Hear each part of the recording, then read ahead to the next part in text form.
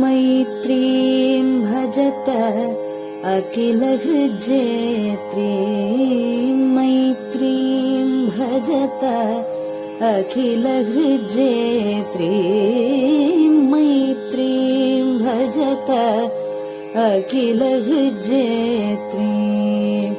आत्मवदेव परानपि पश्यत, आत्मवदेव परानपि पश्यत। युद्धं त्यजत स्पर्धां त्यजत, युद्धं त्यजत स्पर्धां त्यजत।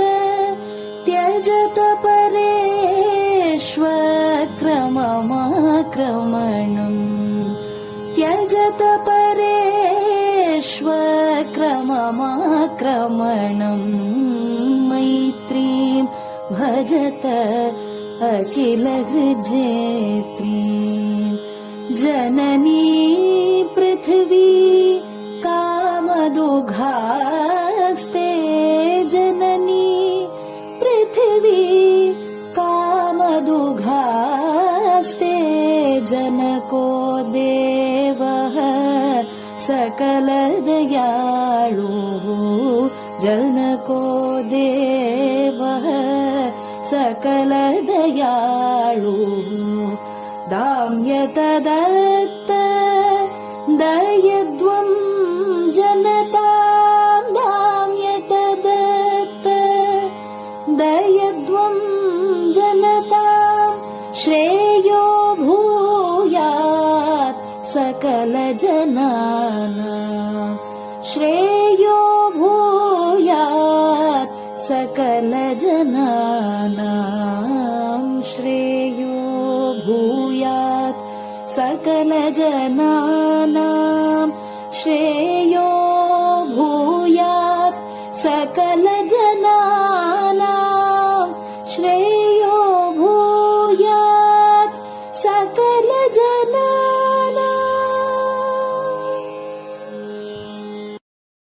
பெரிவாசரணம். மைத்ரீம் பஜத. பாடியவர் குமாரி சிவஸ்ரீ ஸ்கந்தபிரசாத். பெரிவாசரணம். வணக்கம். பெரிவா வானொலியின் காலை நிகழ்ச்சிகளுக்கு உங்களை அன்புடன் வரவேற்கிறோம். முதலில் பெரிவா சுப்பிரபாதம். பெரிவாச்சரணம். பெரிவா சுப்பிரபாதம். பாடியவர் ஸ்ரீமதி லதா ஸ்ரீதரன் அவர்கள்.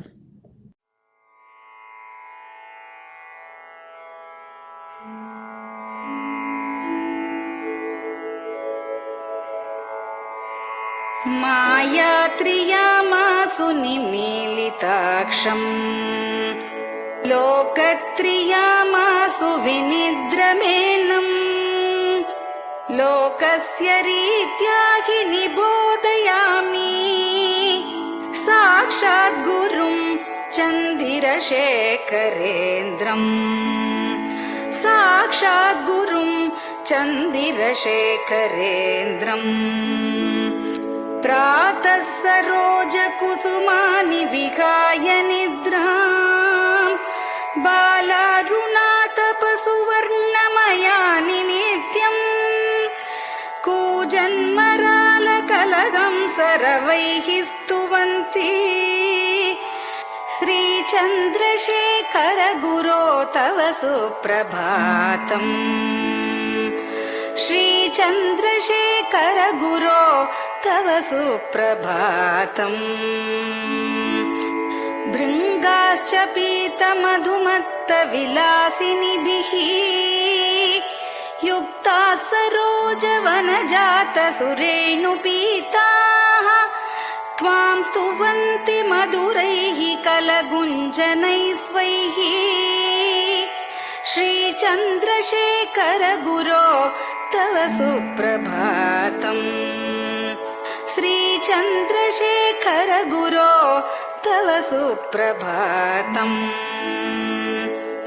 ये लालवङ्गनवमालति मल्लिकाद्याः गन्धीनि नित्यममलानि लता सुमानि अर्चन्ति पल्लवकरैर्विनता गृहीत्वा श्रीचन्द्रशेखर गुरो तव सुप्रभातम् श्रीचन्द्रशेखर गुरो तव सुप्रभातम् तुभ्यं रसालकदलीपनसादिवृक्षा कूजन्विहङ्गनिवहैर्मधुरं स्तुवन्तः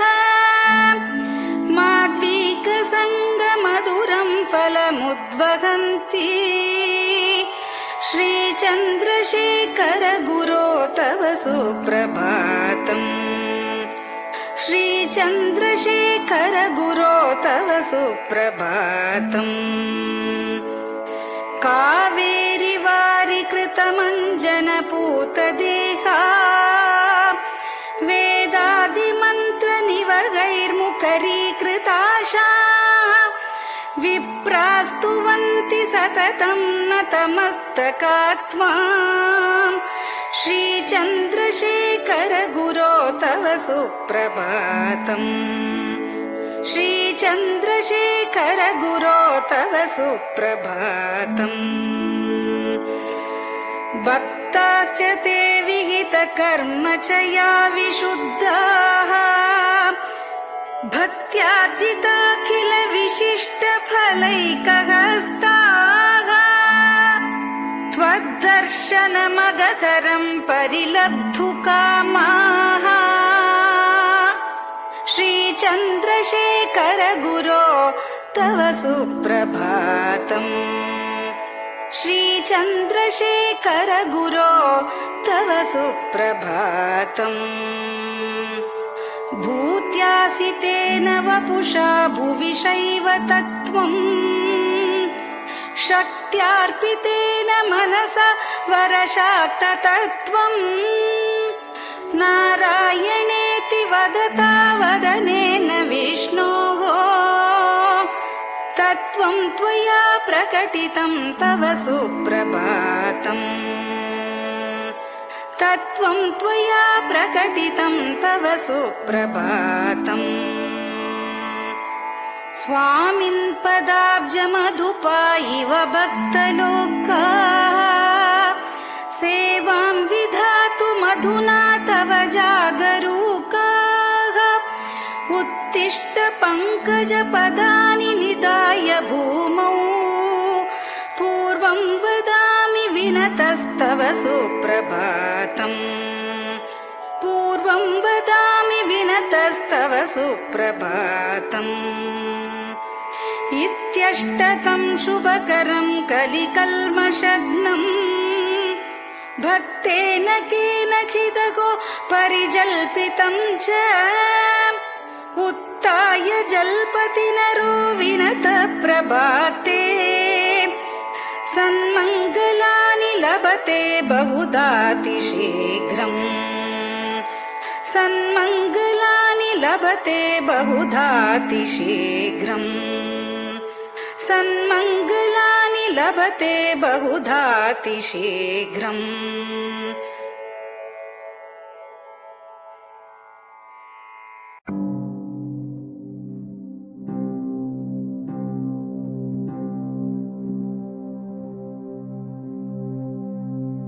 हर हर शङ्कर जय जय शङ्कर हर हर शङ्कर जय जय शङ्कर हर हर शङ्कर जय जय शङ्कर हर हर शङ्कर हर हर शङ्कर जय जय शङ्कर हर हर शङ्कर जय जय शङ्कर हर हर शङ्कर जय जय शङ्कर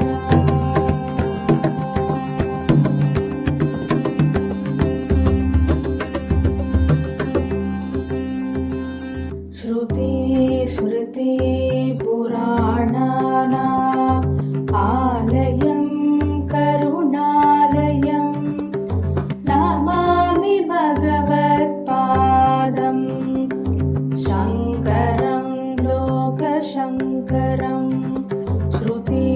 स्मृतिपुराणानाम्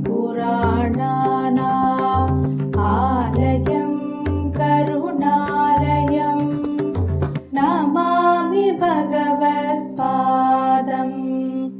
शङ्करं लोकशङ्करम् हर हर शङ्कर जय जय शङ्कर हर हर शङ्कर जय जय शङ्कर हर हर शङ्कर जय जय शङ्कर हर हर शङ्कर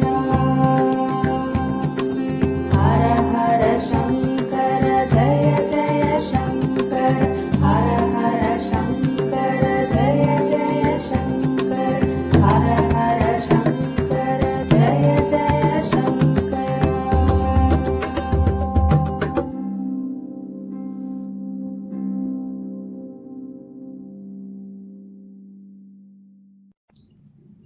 பெரியவாச்சரணம்.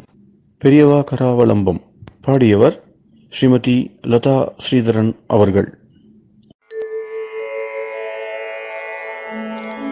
प्रातः स्मरामि भवदीयमुखारविन्दम् मन्दस्मितं च जनितापहरं जनानाम् प्रातः स्मरामि भवदीयमुखारविन्दम् मन्दस्मितं च जनितापहरं जनानाम् सम्पत्करीं च भवतोऽत्र कटाक्षलक्ष्मीं काञ्चीमठेश मम देहि करावलम्बम् सम्पत्करीं च भवतोऽत्र कटाक्षलक्ष्मीं काञ्चीमठेश मम देहि करावलम्बम् काञ्चीमठेश मम देहि करावलम्बम्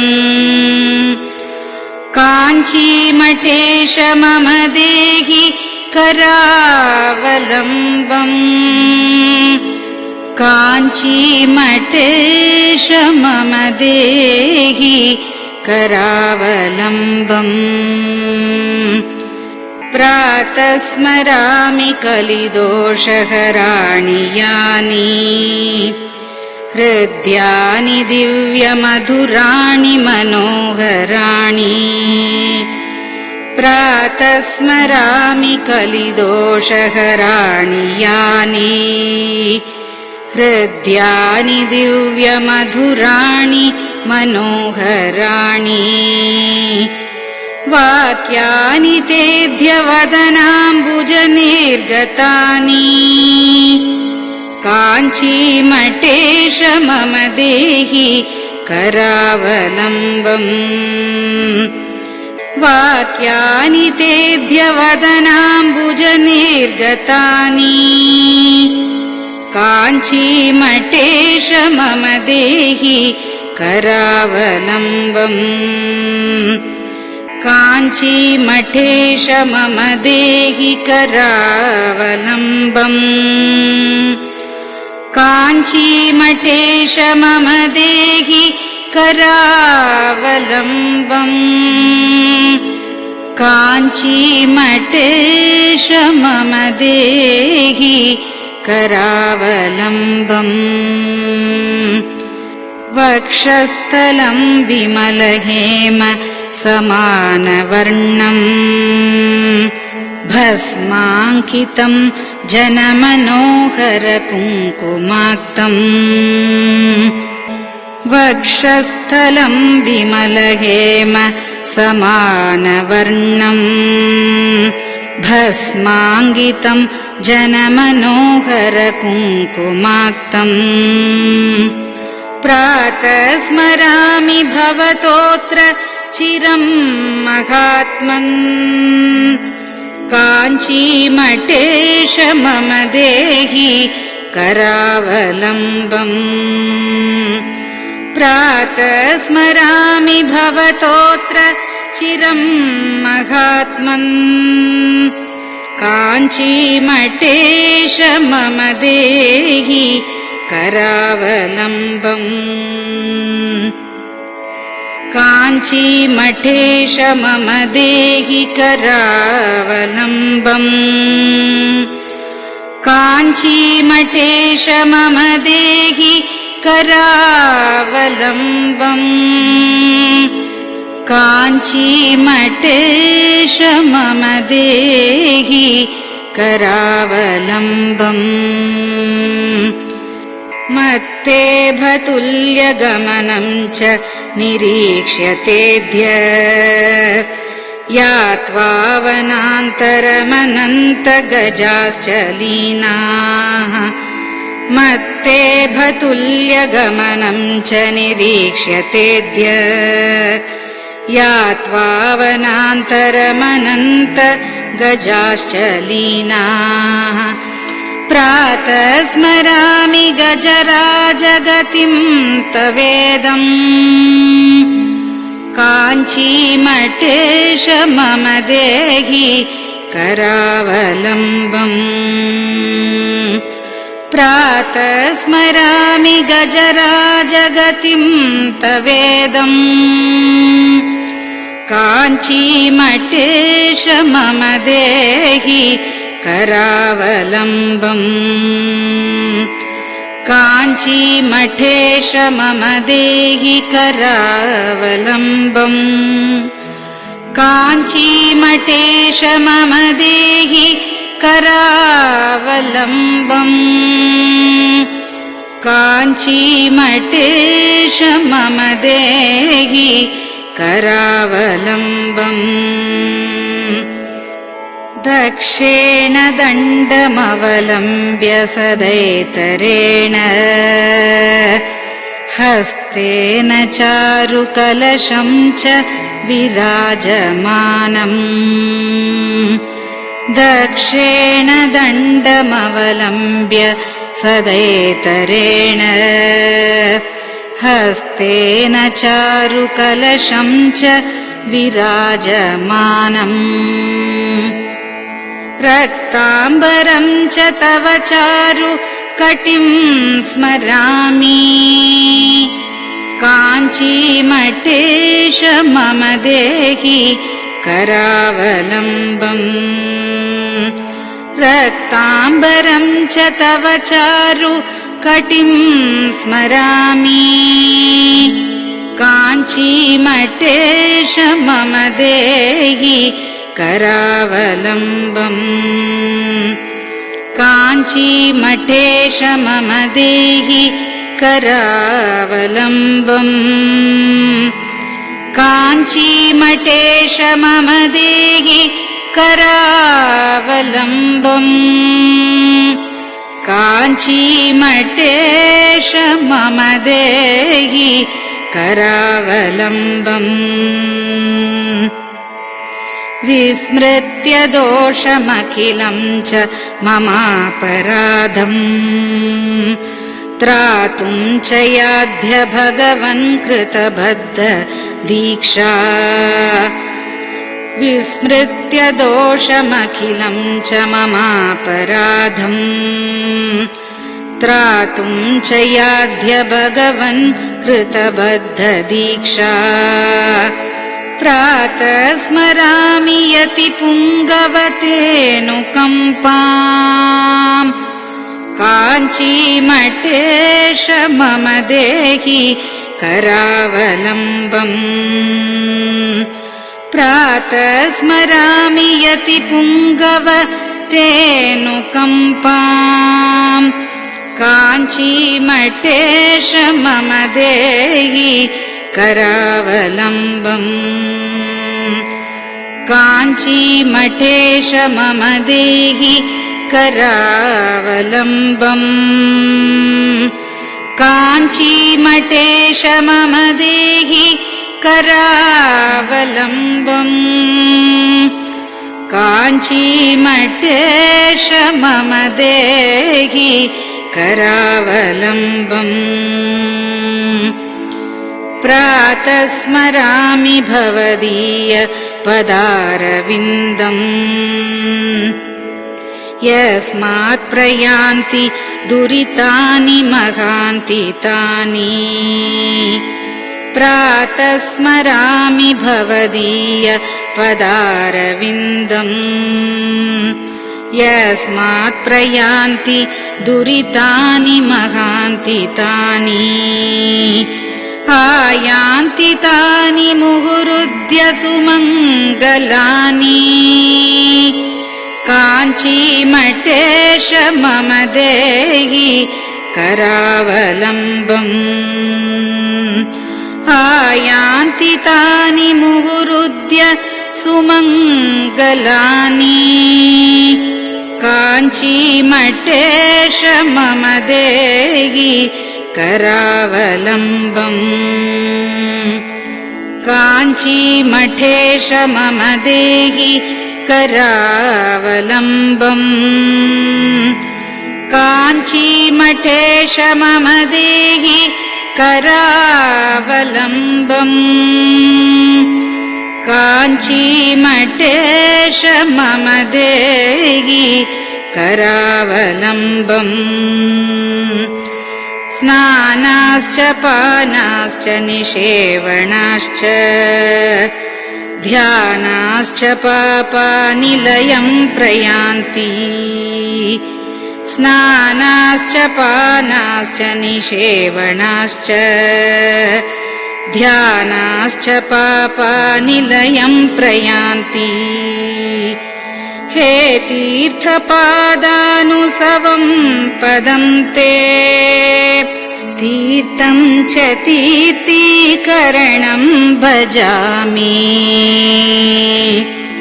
हे तीर्थपादानुसवं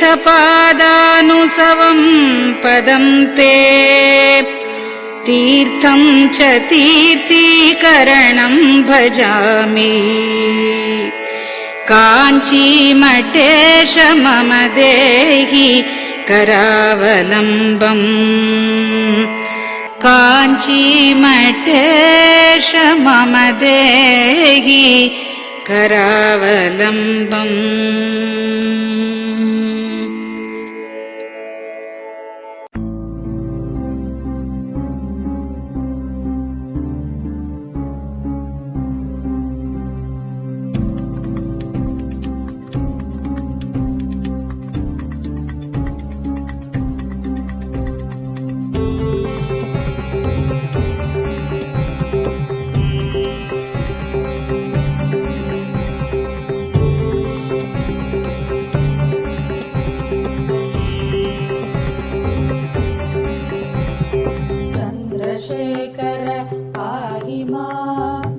चन्द्रशेखर रक्ष मां चन्द्रशेखर पाहि मां जय चन्द्रशेखर रक्ष मां हर हर शम्भो शिव शिव शम्भो हर हर शम्भो शिव शिव शम्भो हर हर शम्भो शिव शिव शम्भो हर हर शम्भो शिव शिव शम्भो चन्द्रशेखर पाहि मां चन्द्रशेखर रक्ष मां चन्द्रशेखर पाहि मां जय चन्द्रशेखर रक्ष मां हर हर शम्भो शिव शिव शम्भो हर हर शम्भो शिव शिव शम्भो हर हर शम्भो शिव शिव शम्भो हर हर शम्भो शिव शिव शम्भो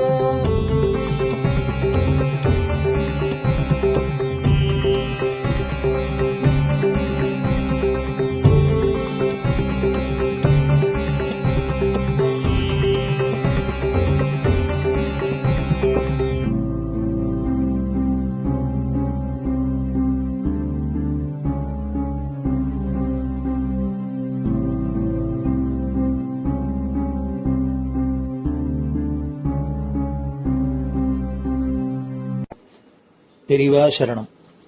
பெரியவா வானொலி நேயர்களுக்கு இந்த கொரோனா தொற்றிலேந்து மீண்டு எல்லோரும் ஆரோக்கியம் பெற வேண்டி காஞ்சி மகாபெரிவா அருளிய துர்கா பஞ்சரத்னம் அப்படிங்கிற ஸ்லோகத்தை ஸ்ரீமதி ஹேமா வைத்தியநாதன் அவர்கள் சொல்ல பெரிவா வானொலியில் வழங்கப்படுறது. இது அனைவரும் கேட்டு பாராயணம் பண்ணி பயனடையணும்னு வேண்டிக் கொள்றோம். அதை தொடர்ந்து ஸ்ருங்கேரி ஆச்சாரியாள் மகாசன்னிதானம் ஸ்ரீ பாரதி தீர்த்த சுவாமிகள் எழுதிய துர்கா பரமேஸ்வரி ஸ்தோத்திரம், இத பெங்களூர் பசவங்குடியில ஸ்ரீ சத்குரு வேத பாடசாலை நடத்தி வரும் பிரம்மஸ்ரீ டாக்டர் ஸ்ரீனிவாச சர்மா அவர்கள் மாணவர்களுடன் சொல்ல, அதையும் பெரிவா வானொலியில் வழங்கப்படுறது.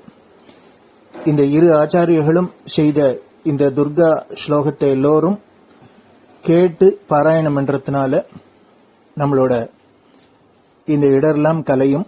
அதனால எல்லோரும் இதை கேட்டு பயனடையுமா வேண்டிக் கொள்கிறோம். பெரிவா சரணம். ते ध्यानयोगानुगता अपश्यन् त्वामेव देवीं स्वगुणैर्निगूढ त्वमेव शक्तिः परमेश्वरस्य मां पाहि सर्वेश्वरी मोक्षदात्री देवात्मशक्तिश्रुतिवाक्यगीता महर्षिलोकस्य पुरः प्रसन्ना गुहापरं व्योमसतः प्रतिष्ठः मां पाहि सर्वेश्वरी मोक्षदात्री परास्य शक्तिर्विविधैव श्रूयसे श्वेताश्ववाग्योदितदेवि दुर्गे स्वाभाविकी ज्ञानबलः क्रियाते मां पाहि सर्वेश्वरी मोक्षदात्री देवात्मशब्देन शिवात्मभूता यत् कूर्मवायव्यवचो विवृत्या त्वं पाशविच्छेदकरी प्रसिद्धा मां पाहि सर्वेश्वरी मोक्षदात्री त्वं ब्रह्मपुच्छा विविधा मयूरी ब्रह्म प्रतिष्ठाच्युपदिष्टगीता ज्ञानस्वरूपात्मतया किलाना मां पाहि सर्वेश्वरी मोक्षदात्री इति परमपूज्य श्री चन्द्रशेखरेन्द्र सरस्वती स्वामिगलकृतं दुर्गा पञ्चरत्नस्तोत्रम् सम्पूर्णम्.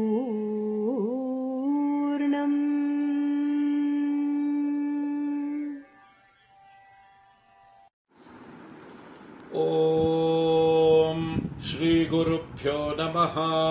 हरिः ॐ. ॐ श्रीगुरुभ्यो नमः. हरिः ॐ. महागणपतये नमः. महागणपतये नमः. वाग्देव्यै नमः. वाग्देव्यै नमः. मातृभ्यो नमः. मातृभ्यो नमः. पितृभ्यो नमः. पितृभ्यो नमः. आचार्येभ्यो नमः. आचार्येभ्यो नमः. अतिथिदेवताभ्यो नमः. अतिथिदेवताभ्यो नमः. श्रीसद्गुरुपरब्रह्मदेवताभ्यो नमः. श्रीसद्गुरुपरब्रह्मदेवताभ्यो नमः. ॐ अधुना सर्वजगति प्रसरतः.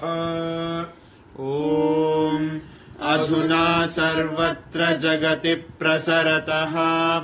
अधुना सर्वत्र जगति प्रसरतः. जनानां प्राणापायकरस्य.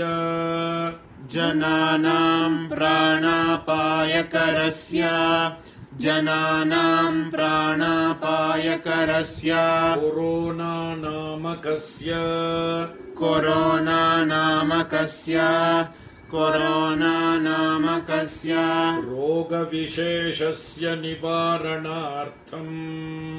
रोगविशेषस्य निवारणार्थं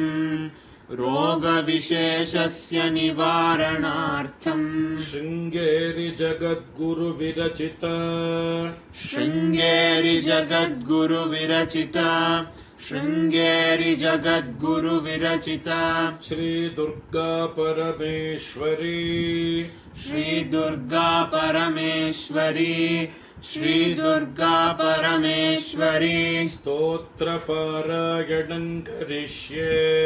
स्तोत्रपारायणं करिष्ये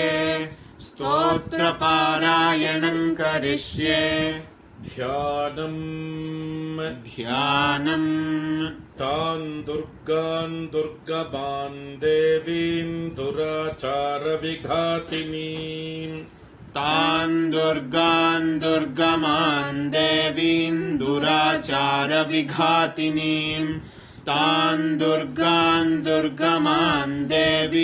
दुराचारविघातिनीं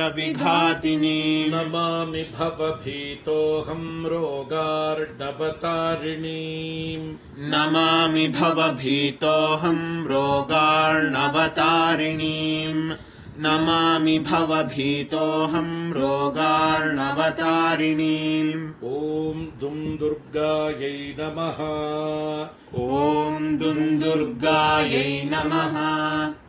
ॐ दुं दुर्गायै नमः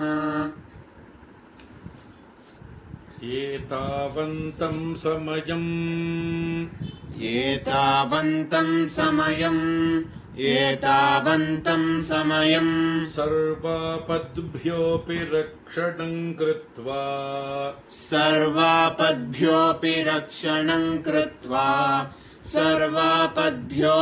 रक्षणं कृत्वा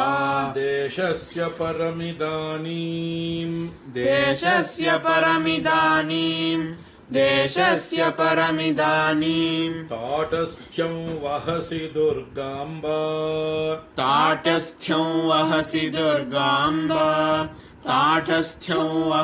दुर्गाम्बा अपराधा बहुशः खलु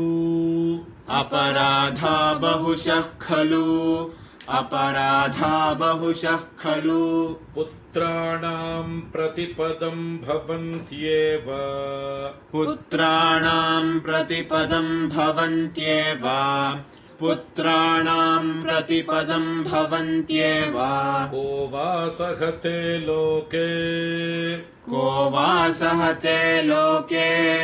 को वा सहते लोके सर्वांस्तान् मातरं विहायैकाम्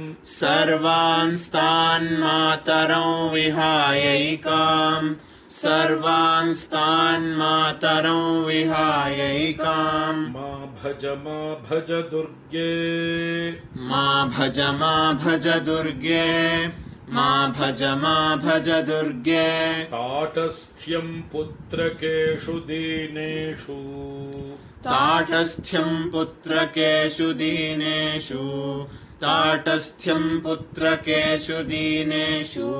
के वा गृह्णन्ति सुतान् मात्रा त्यक्तान् वदाम्बिके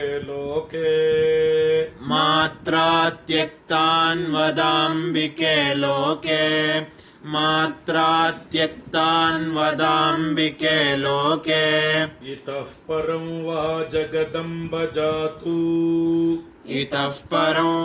जगदम्ब जातु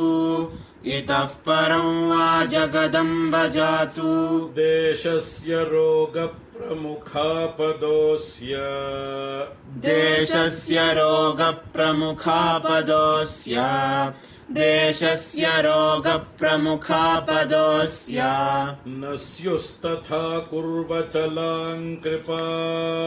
न स्युस्तथा कुर्वचलां कृपाम् न स्युस्तथा कुर्वचलां कृपाम् इत्यभ्यर्थनां मे सफलीकुरुष्व इत्यभ्यर्थनां मे सफलीकुरुष्व इत्यभ्यर्थनां मे सफलीकुरुष्व पापहीन जनता वनदक्षाः पापहीन जनता वनदक्षाः पापहीन जनता वनदक्षाः सन्ति निर्जरवरानकियन्तः सन्ति निर्जरवरानकियन्तः सन्ति निर्जरवरानकियन्तः पापपूर्णजनरक्षणदक्षाम् पापपूर्णजनरक्षणदक्षाम्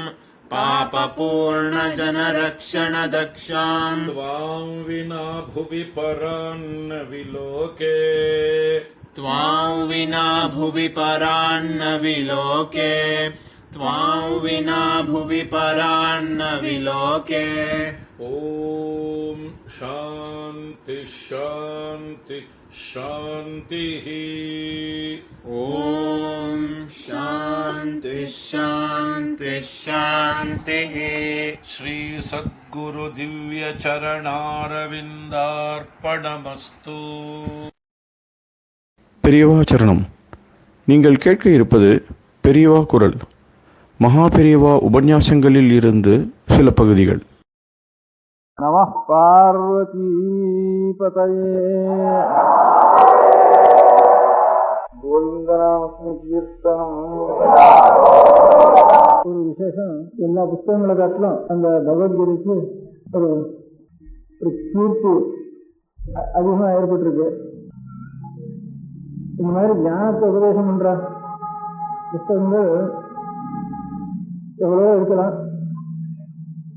பாரதத்திலேயே பார்த்தா இதே பாரதத்தில் ரொம்ப இடங்கள்ல ஞானோபதேச கட்டங்கள் வருது. இன்னும் விஷ்ணு புராணாதிகளில் இன்னும் ரொம்ப நிறைய ஸ்காந்தத்தில் சூதசமிதியில் சிவபுராணங்கள்லையும் சரி, வைஷ்ணவ புராணங்களையும் சரி, சைவ புராணங்களையும் சரி ஞானோபதேச கட்டங்கள் நிறைய இருக்கு. இன்னும் ஆகவங்கள்லேயும் அந்த மாதிரி ஞானோபதேசம் பண்ணுற இடங்கள் நிறைய இருக்கு. இருந்தாலும் அந்த மாதிரி இது ஒரு இதிகாசத்துலேயே ஒரு பாகம் தான் பகவத்கீதைங்கிறது. இப்போ பாரதத்துக்கு, ராமாயணத்துக்கு, இவர்களுக்கெல்லாம் எவ்வளவு பிராமணியமோ விஷ்ணு புராணாதிகளுக்கு இந்த மாதிரி தான் அதுக்கு ஒரு பிராமணியம். தவிர பகவத்கீதைக்கு தனியாக ஒரு பிராமணியம், கொஞ்சம் வேதத்துக்கு கொஞ்சம் பிராமணியம் அதிகம் வந்து இதையெல்லாம் காட்டணும், இத்திஹாச புராணங்களெல்லாம் காட்டணும். ஒரு காலம் அதை காட்டிலும் கூட ஸ்மிருதிக்கு இன்னும் பிராமணியம் ஜாஸ்தி உண்டு மன்வாத ஸ்மிருதிகளுக்கு.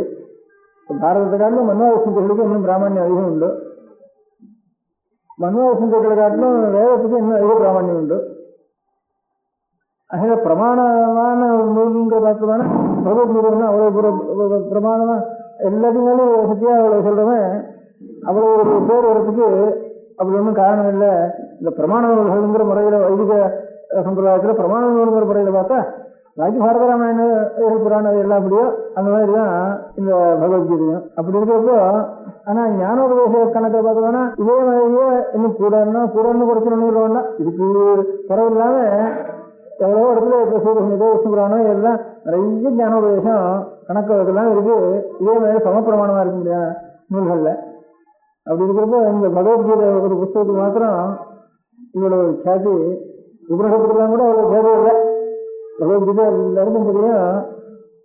இப்போ ஆனா இப்போ இந்த தற்காலத்துல அரை சில பேர் பகவத்கீதை குரலுக்கு பிரச்சாரம் பண்ணி இருக்கிற மாதிரி இந்த பகவத்கீதைக்கும் பிரச்சாரம் பண்ணி அங்கங்கே கீதாடை அதெல்லாம் வச்சு அங்கே அதுக்கு பிரைஸ் சின்ன புஸ்தகம், பெரிய புஸ்தகம் இதெல்லாம் போட்டு இப்போதான் கொஞ்சம் அது பிரச்சாரத்துக்கு கொண்டு வந்திருக்காங்க அந்த புஸ்தகத்தை.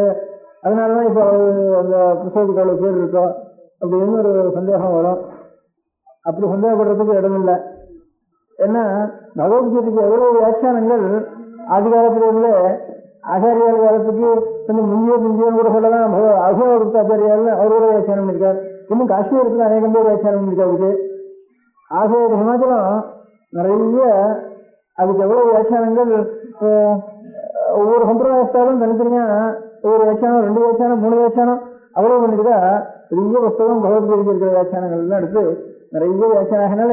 இந்த காலத்துல புதுசா அதுக்கு பேர் ஏற்பட்டதுன்னு சொல்றதுக்கு இல்லை. பகவத்கீதைக்கு ரொம்ப நாளாவே வளர்ந்து இப்ப நம்ம தேசத்துல மாத்திரம் இல்லை, இன்னும் பகவத்கீதையினுடைய காப்பி இப்ப ஜாவாவில் ஒரு 700 வருஷமா நமக்கும் ஜாவாவுக்கும் அந்த ஊர்ல சாஸ்திரம் இருக்கு, புத்தகம் இருக்கு, நமக்கு தெரியாது. நம்ம ஊர் சாஸ்திரம் இருக்கு, இப்படி ஊர் இருக்குன்னு அவளுக்கு தெரியாது. அவருக்கு நல்ல நம்முடைய கிரந்தங்கள்லாம் சாஸ்திர கிரந்தங்களும் புராண கிரந்தங்களும் இதிகாசம் நம்ம தேசத்துல எவ்வளவு கொண்டாடுறோம், இதெல்லாம் ஜாஸ்தி கொண்டாடுறோம். திருக்குறளா போறதுக்கு அப்புறம் கூட இன்னும் கொண்டாடிட்டு இருக்கா. திருக்குறளா போய் ஒரு 400 வருஷத்துக்கு அப்புறம் கூட இன்னும் இந்த ராமாயண மகாபாரத ஒரு கல்யாணமோ காட்சியோ ஒரு பட்டாபிஷேகமோ ஒரு ராஜ்யத்தின் ஒரு விசேஷமோ எதா இருந்தாலும் உடனே நேலாட்டத்தை கொண்டு வந்து ராமாயணத்தை கூட மகாபாரதத்தை கூட கர்ணன் அர்ஜுனன் ஹனுமான் ஆஞ்சநேயர் சீதை அசோகவனம் இதுதான் அந்த திருக்கால் வீட்டில் திருக்கால் பொருளாதாரங்கள் எல்லாம் இதுதான் கொண்டாடிட்டு இருக்கா. நம்ம தேசத்தில் கொண்டாடுறதுக்காக இன்னும் ஜாஸ்தி கொண்டாடிட்டு இருக்கா. அங்கேயும் பகவத்கீதை இருக்கு. அதனால அத்தனை நாளைக்கு வந்து அங்கே இருக்குன்னு தெரியுது. அவ்வளவு சக்தியா இருக்கு பகவத்கீதைன்னு ஒரு புத்தகம். இதுக்கு என்ன காரணம்? இதெல்லாம் பிரமாணமானதுக்கெல்லாம் அவ்வளவு பேர் இல்லை. இந்த பகவத்கீதைக்கு நிறைய பேர் வந்திருக்கு. இது என்ன காரணம் இருக்கும் அப்படின்னு நானாவது யோசிக்கிறேன். அதுக்கு காரணம் இதை நானாவது யூகம் பண்ணினேன். அதுக்கு ஒரு காரணம், அந்த பகவத்கீதைக்கு இந்த காரணத்தினாலதான் அந்த பேர் வந்திருக்கும் போது இருக்கு அப்படின்னு. இப்போ ஞானோபதேசங்கள்லாம் பண்ணிட்டு இருந்தா ஞானோபதேசம் பண்றதுக்கு இடம் என்னவா இருக்கணும்னா சப்தமே இருக்கக்கூடாது, நிசப்தமா இருக்கணும். நல்ல அழகான மரங்கள், செடிகள், நல்ல நதி தீரங்கள், இந்த தீர்த்தங்கள், ஒரு சாந்தமான இடங்கள், அந்த மாதிரி இவளுக்கும் ஒரு மனசுல ஒரு கவலையில இல்லாமல் இருக்க முடியாத சமயத்துல, குருவுக்கும் சாந்தி நல்ல சாந்தமா இருக்கிற சமயத்துல, சிஷ்யனும் ரொம்ப சௌகரியமா இருக்கிற சமயத்துல, இடங்களும் நல்ல சௌகரியமா ஜலராமணியகம் ஸ்தலராமணியகம் இப்படி ஒரு நிழல் சாந்தம் ஒரு சாந்தியை வளர்க்கக்கூடிய இடத்துல தான் அநேகமா ஒரு ஆசிரமங்கள் ஏற்பட்டு அந்த ஆசிரமங்களில் மகர்ஷிகள் அந்த சிஷ்யாளுக்கு அப்படி முன்னோர்கள்லாம் வந்து உபதேசம் பண்ணுவார். அப்படி ஏற்பட்ட புத்தகங்கள் தான் பாக்கி எல்லா புத்தகங்களும், பாக்கி ஞானோபதேசம் பண்ற புத்தகங்கள்லாம் அந்த மாதிரி ஒரு சாந்தி பிரதானமா இருக்க முடியாது. இப்போ நம்ம ஆச்சாரிய பாஷ்யத்துக்கு சொல்றாங்க 4 சிஷ்யாவை போட்டு படம் இருக்கு, அந்த இடத்த பார்த்தாலே அழகா இருக்கு. இன்னும் பின்னால மலை, இன்னொரு தாமரப்பழம், இன்னொன்று ஒரு சின்ன ஒரு குட்டீரம், அதுக்கு ஒரு இது பார்த்தா இன்னொரு 5 மாதம் இப்படி இருக்கணும்னு ஒரு மனோபாவம் பண்ணி இப்படி இருந்தா தான் ஒரு சாந்தமும் இருக்கும்னு ஒரு நினைச்சிருந்து அப்படி இருக்கான். மனோபாவம் எல்லாருமே எந்த ரிஷிகள் உபதேசம் பண்ணினாலும் சரி, எந்த சிஷ்யாவை கேட்டாலும் சரி, அந்த மாதிரி நல்ல அதே இடத்துலையும் ஒரு குளத்து நிறையிலையும் அப்படி இருந்து சாந்தமா இடங்கள்ல உபதேசம் பண்ணுவேன். பாக்கி எல்லா புத்தகமும் அந்த மாதிரி இடத்துல ஏற்பட்டதுதான். இந்த பகவத்கீதைக்கு மாத்திரம் விசேஷம், அடுத்த க்ஷணம் நம்ம தலையிருக்கோ மூக்கு இருக்கோ காது இருக்கோ வெயில் இருக்கோ சந்தேகமா இருக்க முடியாத சமயத்துல ஞானோபதேசம் பண்ணிட்டு ஒரு மழை பெஞ்சா இருந்து விடுவோம் எல்லாரும். ஆனா 2 கல்லு விழுந்தானே அதுக்கு மேலே இருந்து விடுவோம்.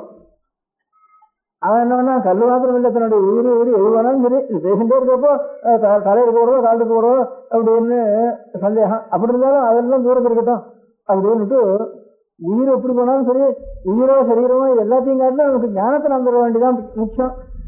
இன்னும் அடுத்த க்ஷணம் உயிர் போறதா இருந்தாலும் சரி, அதுக்குள்ள 2 க்ஷணம் இருந்தாலும் அடுத்த க்ஷணத்துக்குள்ள என்ன காரியம்னா ஞானத்தை அடைய வேண்டியதான் முக்கியம் அப்படின்னு நினைச்சுட்டு அப்ப ஏற்பட்ட ஒரு ரணகளம்னு ரணம்னா யுத்தத்துக்கு யுத்த களம்னு சொல்றதுக்கு ரணகளம். அந்த மாதிரி ரணகளத்துல கிருஷ்ணனா இருக்க போறாரோ அர்ஜுனனா இருக்க போறாரோ எவனா இருக்க போறாலும் தேர்தா இருக்க போறதோ அப்படின்னு அந்த மாதிரி சந்தேகத்துல அப்ப இதெல்லாம் உயிரெல்லாம் காட்டிலும் ஞானம் தான் நமக்கு பெருசு, எது போனாலும் போட்டோம் அப்படின்னுட்டு. அதுக்கு 2 க்ஷணம் இருந்தாங்க. 2 க்ஷணத்துக்குள்ள நம்ம வந்து எத்தனை ஞானம் சம்பாதிக்க முடியும் அவ்வளவு ஞானத்துக்குள்ள சம்பாதிச்சிருவோம். கை விட்டு நம்ம சந்தேகம் நிறுத்தி பண்ணிட்டு அப்படின்னுட்டு எனக்கு தத்துவம் தான் தெரியணும். சாசிமாம் துவாம் பிரபன்னம் எஸ்யாத் நிச்சிதம் தூஹிதமே சிஷ்யத்தேகம் சாசிதானம் சுவாபனம்னுட்டு அந்த க்ஷணத்துல ஒரு சிஷ்யனா இருந்து ஒரு குருவை இவன்றது பெரிய துக்கமோ நிறைய ஒரு பயமோ இருந்து கூட சரியவே போக போறதுன்னு மரணம் நிச்சயமா எதிர்க்க நின்றுட்டு இருக்கு அப்படிங்கிற சமயத்துல கூட எல்லாத்தையும் எது வந்தாலும் வரட்டும், அதை காட்டிலும் நாம் முன்னேற வேண்டியதுதான் நம்முடைய காரியம்னு நினைச்சு ஏற்பட்ட இடத்துல ஒரு உற்பத்தியானத்தினால அந்த பகவத்கீதை எல்லா புத்தகத்தை காட்டிலும் அதுக்கு ஒரு கீர்த்தியும் ஒரு விசேஷம். அந்த மாதிரி வைராக்கியங்கிறது உண்மையான வைராக்கியம்னா ராகம்னா ஆசை இல்லாதுன்னு அர்த்தம். உயிரிலேயே ஆசை இல்லை, உடம்புலாம் ஆசை இல்லை, உண்மையான உடலுக்குலாம் ஆசை. அப்படிங்கிறதுனால ஏற்பட்ட நிரூபணத்தோட ஏற்பட்ட ஒரு புத்தகம் பகவத்கீதை. அதனாலதான் இதுக்கு இவ்வளவு பேர் வந்துருக்குன்னு நானா ஒரு ஊகம் பண்ணிட்டேன். அந்த பகவத்கீதைக்கு கம்மி தான் தீபாவளின்னு நினைச்சேன். பகவத்கீதைக்கும் தீபாவளிக்கும் சம்பந்தம் இல்லையே, அது ஞானம் இதுன்னுட்டு நாளைக்கு வரப்போது தீபாவளி, இந்த தீபாவளியும் பகவத்கீதைக்கு தம்பின்னுட்டு நினைச்சிருந்தேன்.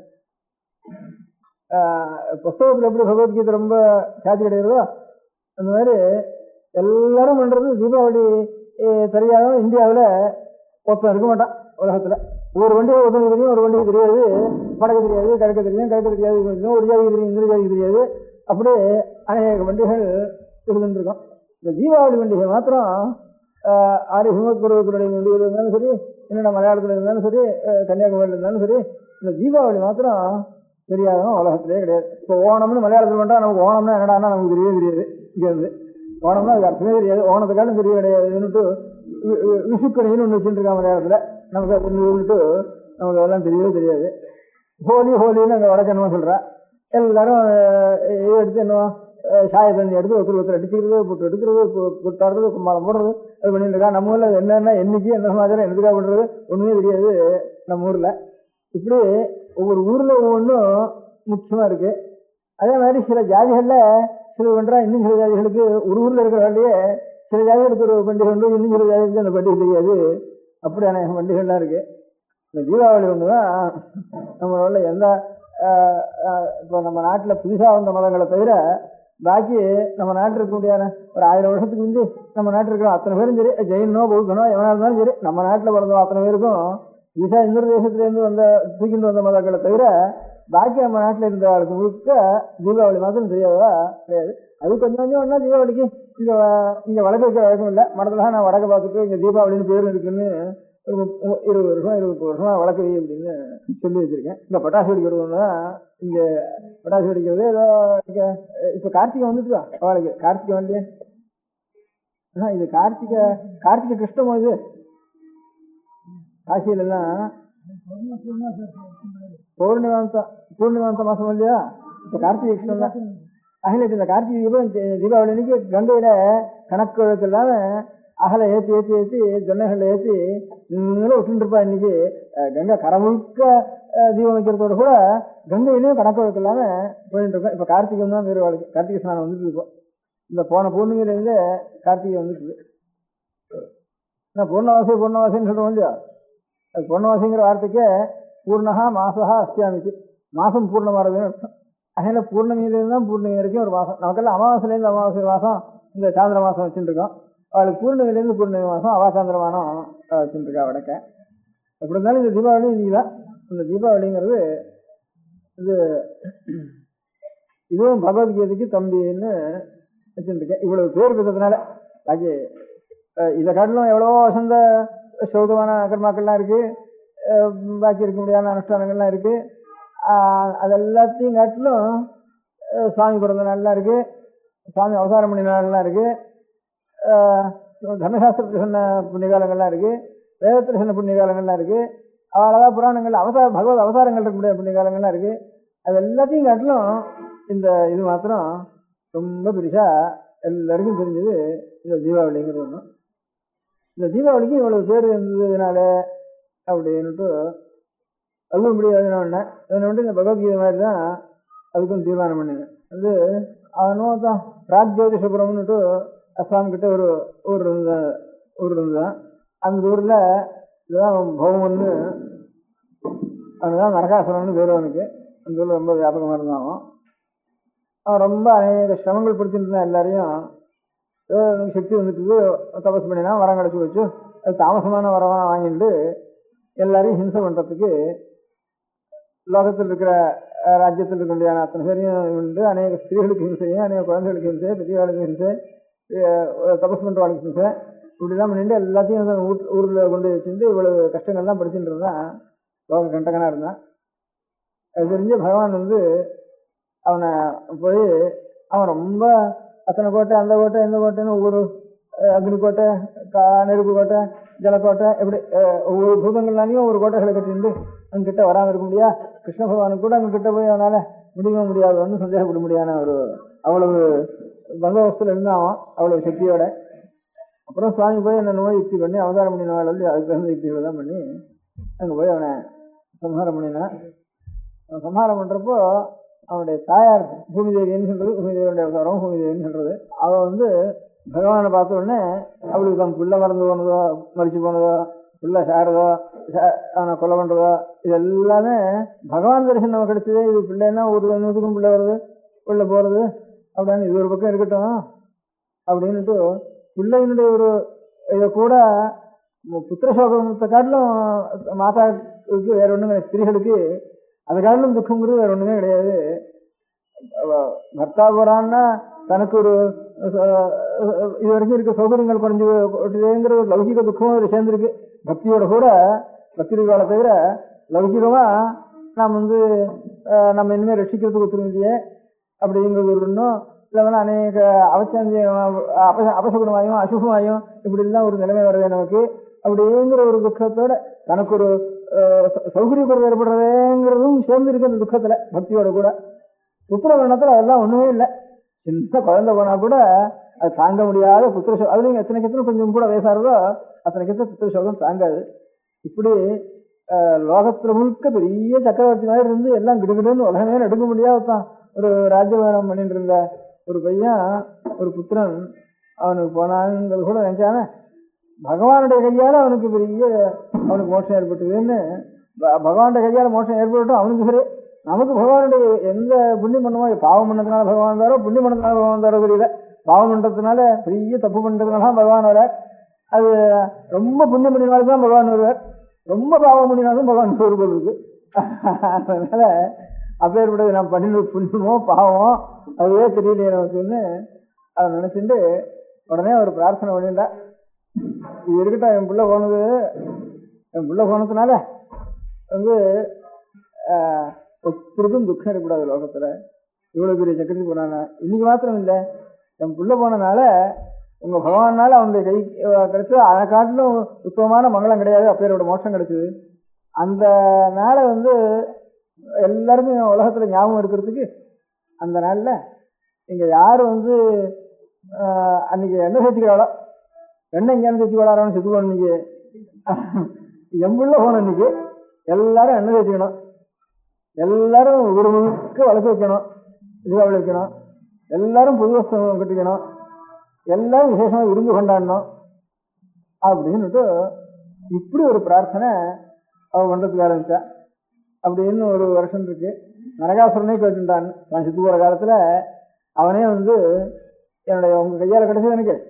அதனால இந்த தினம் லோகத்துல ஆறார் எண்ணெய் சேர்த்துக்கிறாளோ, ஆறார் ஒரு எண்ணெயிலையானு ஸ்நானம் பண்றாளோ அவளுக்கெல்லாம் இந்த கங்கை இல்லாத இடத்துல கூட எந்த ஊர்ல எந்த தினம் இருந்தாலும் அவளுக்கு கங்கை ஆகணும். அன்னைக்கு கங்கையினுடைய பவித்திரத்தை எவ்வளவோ புண்ணியம் எவ்வளவோ அவளுக்கு புண்ணியம் அவளுக்கு கிடைக்கணும். ஆறார் என்னுடைய தினத்துல சந்தோஷம் கொண்டாடுறாளோ அவளுக்கு சந்தோஷம் மாத்திரம் இல்லை, இப்போ சந்தோஷம்னா வெறும் கொண்டாட்டத்தில் சேர்ந்தது இல்லை, அவளுக்கெல்லாம் அவளுக்கு புண்ணியம் கிடைக்கணும். அதே மாதிரி ஆறார் என்ன சேர்த்துக்கிறாளோ அவளுக்கெல்லாம் மகாலட்சுமியினுடைய அபிவிருத்தி வேணும். இந்த தீர்த்தத்துல தைலே லட்சுமீர் ஜலே கங்கா தீபாவளியாம் சதுர்தசின்னுட்டு ஒரு இந்த துலாகாவேரி மகத்துவத்துல இந்த 30 நாளும் 30 அத்தியாயம் இருக்கு. இந்த ஒவ்வொரு நாளும் ஒவ்வொரு மாசத்துக்கும் புராணங்கள் இருக்கு, மகாத்மியங்கள் இருக்கு. சைத்திர மகாத்மியம், வைசாக மகாத்மியம், கார்த்திகை மகாத்மியம், இந்த மாதிரி ஒவ்வொரு இதுலையும் துலா மாசத்துக்கும் மகாத்மியம் இருக்கு. துலா மாசத்து மகாத்மியங்களுக்கு காவேரியினுடைய துலா மாசத்துல காவேரி ஸ்நானம் பிரதானமானதுனால காவேரி மகிமை சொல்லுவது. அதுல ஒவ்வொரு தேதிக்கும் 30 அத்தியாயத்திலும் 30 நாள் படிக்க முடியாது, 30 அத்தியாயம் இருக்கு. அந்த 30 அத்தியாயத்திலும் ஒவ்வொரு அத்தியாயத்திலும் ஒண்ணு வருது. அதுல இந்த அமாவாசை அன்னைக்கு தீபாவளி அமாவாசையும் அநேகமா துலா மாசத்துல சேர்றதுனால இந்த தீபாவளி அமாவாசையுடைய மகிமை வருது. அப்போ இந்த மாதிரி பிராக்திகத்துல இது பாகவத்திலையும் இருக்கு, அவனை நரகாசுரன் சமாரம் பண்ணுங்கிறது எல்லா புராணங்களையும் இருக்கு. அதுல இந்த துலா புராணத்துல அதை சேர்க்கிற காலத்துல இந்த மாதிரி தைலே லட்சுமி ஜலே கங்கான்னுட்டு எந்த ஜலத்துல இருந்தாலும் அங்க கங்கையினுடைய சாநித்தியம் இருக்குன்னுட்டு அதுல கங்கையே துலா மாசத்துல கங்கையினுடைய மகிமையும் சேர்ந்து காவேரியில் வருதுங்கிறதுனால எல்லாரும் ஸ்நானம் பண்றதுனால இந்த தீபாவளியில எண்ணெய் சேர்த்து உடனே காவேரி ஸ்நானம் பண்ணணும் அப்படின்னு துலா காவேரி சொல்றதுக்காக இது கொண்டு போய் இந்த சரித்திரங்களை சொல்லி இந்த ஸ்லோகம் இருக்கு. எண்ணெயில முழுக்க மகாலட்சுமி இருக்கா. அதனால எண்ணெயில் இருக்க முடியாத மகாலட்சுமி யாரார் அன்னைக்கு எண்ணெய் சேர்த்துக்கிறாளோ எல்லா சன்னியாசத்திலையும் சொல்லியிருக்கு. வானப்பிரசனோ சன்னியாசியோ எல்லாத்தையும் விட்டவனோ எல்லாரும் எண்ணெய் சேர்த்துக்கணும்னு சொல்லியிருக்கு. அன்னைக்கு மாத்திரம் ஒவ்வொரு வர்ணத்தையும் சொல்லி ஒரு ஆசிரமத்தையும் சொல்லி எல்லாரும் எந்த விதைக்கு சரியா இருந்தாலும் பாக்கி இருக்க முடியாத வருஷம் எதா இருந்தாலும் அந்த வருஷக்கள்லாம் நிறுத்தி பண்ணிட்டு தீபாவளி அன்னைக்கு எண்ணெய் தேய்ச்சிருந்தாகணும் அப்படின்னு சொல்லியிருக்கு. எண்ணெய் தேய்ச்சிக்கிறதும் இந்த வப்பனம் பண்ணிக்கிறதும் இந்த சங்கம காலத்துல தான் பண்ணணும்னுட்டு சங்கம காலத்துக்கு முந்தி பண்ணக்கூடாது. பிராதர் அபியஸ்த தேகஸ்து நிஷ்கிருத்த நெய்வ வித்தியதேன்னுட்டு அந்த சங்கமம்னு சொன்னா 6 காலம்னு பேரு. இந்த 6 காலம்னா 5 காலம் 6 தானே இல்லை 6 நாளில் ஒன்றும் 5 காலம் தான். பிராத காலம், சங்கம காலம், மாத்தியான்ய காலம், அபராண்ண காலம், சாயங்காலம் 5 காலம் தான். இந்த பகல்ல 6 நாள் ஒவ்வொன்றுக்கு. 6 நாள்னா ஒரு நாளைக்கு 24 நிமிஷம். 24 நிமிஷம்னா 2 மணி 24 நிமிஷம் ஆகுது. அது 60 24 84 நிமிஷம் ஆகுது ஒரு காலத்துக்கு. அந்த 2 மணி 24 உதயம் முதல் சரியா 30 நாளின்னு கணக்கு பண்ணினா உதயம் முதல் 2 மணி 8:24 வரைக்கும் பிராதகாலம்னு பேரு. 8:24 10:48 வரைக்கும் சங்கம காலம்னு பேரு. 10:48 1:12 வரைக்கும் மாத்தியான்ய காலம்னு பேரு. 1:12 3:38 வரைக்கும் அது அபராண்ண காலம்னு பேரு. அதுக்கப்புறம் 6 மணி வரைக்கும் சாயங்காலம்னு பேரு. பிராத சங்கம மாத்தியான அபராண்ண சாயங்காலான்னு பேரு. இதுல இன்னென்ன காலத்துல என்னென்ன பண்ணணும்னு சமசாஸ்திரத்துல விதிச்சிருக்கு. அதுல இந்த அபியங்கம்னா என்ன சேர்த்துக்கிறது, க்ஷௌரம், இது ரெண்டும் இந்த ஹோமங்கள், பிராயஷ்சித்தங்கள் இதெல்லாம் சங்கம காலத்துல பண்ண வேண்டிய காரியம். இந்த காயத்ரி கூட, காயத்ரி ஜபம்ங்கிறது 8 மணி 24 அப்புறம் தான் அது பிராயஷ்சித்த அர்த்தம் ஏற்பட்டது. காயத்ரி அந்த காயத்ரி ஜபத்துல வருஷாந்திரத்துல பண்ற காயத்ரி ஜபத்துக்கு அந்த காயத்ரி ஜபம்னு ஒரு நாள் போடுறேன், அன்னைக்கு பண்றது அது பிராயஷ்சித்த ரூபம். அது பிராயஷ்சித்த ரூபம் சங்கம காலத்துல மண்ணு விடியாலம் பண்ணக்கூடாது. விடிகாலம் சமஸ்கிருதம் பண்றதுனால அது தனியா பண்ண வேண்டியது. பிராயஷ்சித்த ரூபமா ஒரு சங்கல்பம் பண்ணிட்டு பாக்கி இதர நாள்ல பிராயஷ்சித்தம் பண்ணாலும் காயத்ரி ஜபத்தினை தவிர பாக்கி நாள்ல ஒரு சில தோஷத்துக்காக பிராயஷ்டத்துக்காக சில காயத்ரி ஜபம் கூட பண்ண சொல்றது. அதெல்லாம் சங்கம காலத்துல பண்ண வேண்டியது. எண்ணெய் வச்சுக்கிறது பிராத காலத்துல பண்ணவே கூடாது. பிராத காலத்துக்கு முந்தி உஷக்காலத்துல ராத்திரில எண்ணெய் சேர்த்துக்கவும் கூடாது அப்படின்னுட்டு அது ரொம்ப தோஷம் சொல்லியிருக்கு. இதுக்கு சமானம் அப்படிதான் தேய்ச்சினுட்டா நல்ல விஷயத்துல பாக்கி சுரையரை கல்லு எல்லாம் உடம்புல தேய்ச்சிட்டா எந்த தோஷமோ அந்த தோஷத்துக்கு சமானம்னு அப்படிலாம் சொல்லியிருக்கு. அப்படி இருந்தாலும் இதுக்கு விசேஷ இது இன்னைக்கு அவன் எப்படி உனக்கு நீ கேட்டது அவன் பிரார்த்திக்கின்றதுனால இந்த உஷக்காலத்திலேயே பண்ணிக்கணும். அது நேர் விபரீதமா இப்போ ஒரு பசுவை கூட நம்ம ஒரு பிராணியை கூட கொல்லப்படாது, ஆனா யுத்தத்துல பிராணி ஹிம்சை பண்ணினா தோஷம் இல்லைன்னு சொல்ற மாதிரி நேர் விபரீதம் சொல்ற மாதிரி அதே மாதிரி என்ன சேர்த்துக்கவே கூடாது இந்த 8:30 மணிக்குள்ள. ஆனாலும் இந்த இதன்னைக்கு அன்னைக்கு உஷக்காலத்தில் தேய்ச்சிட்டு ஆகணும், 6 நாளும் தேய்ச்சிட்டு ஆகணும்னுட்டு அவன் பிரார்த்தனை பண்ணியிருந்தான். அந்த அவன் பிரார்த்தனைய சுவாமி யாரான்னு ஒத்தான் அவன் தாயாரா பிள்ளைய பெருவி எடுத்துட்டு அப்பாரான்னு ஊரெல்லாம் நல்லா இருக்கணும்னு கேட்பாட முடியாது.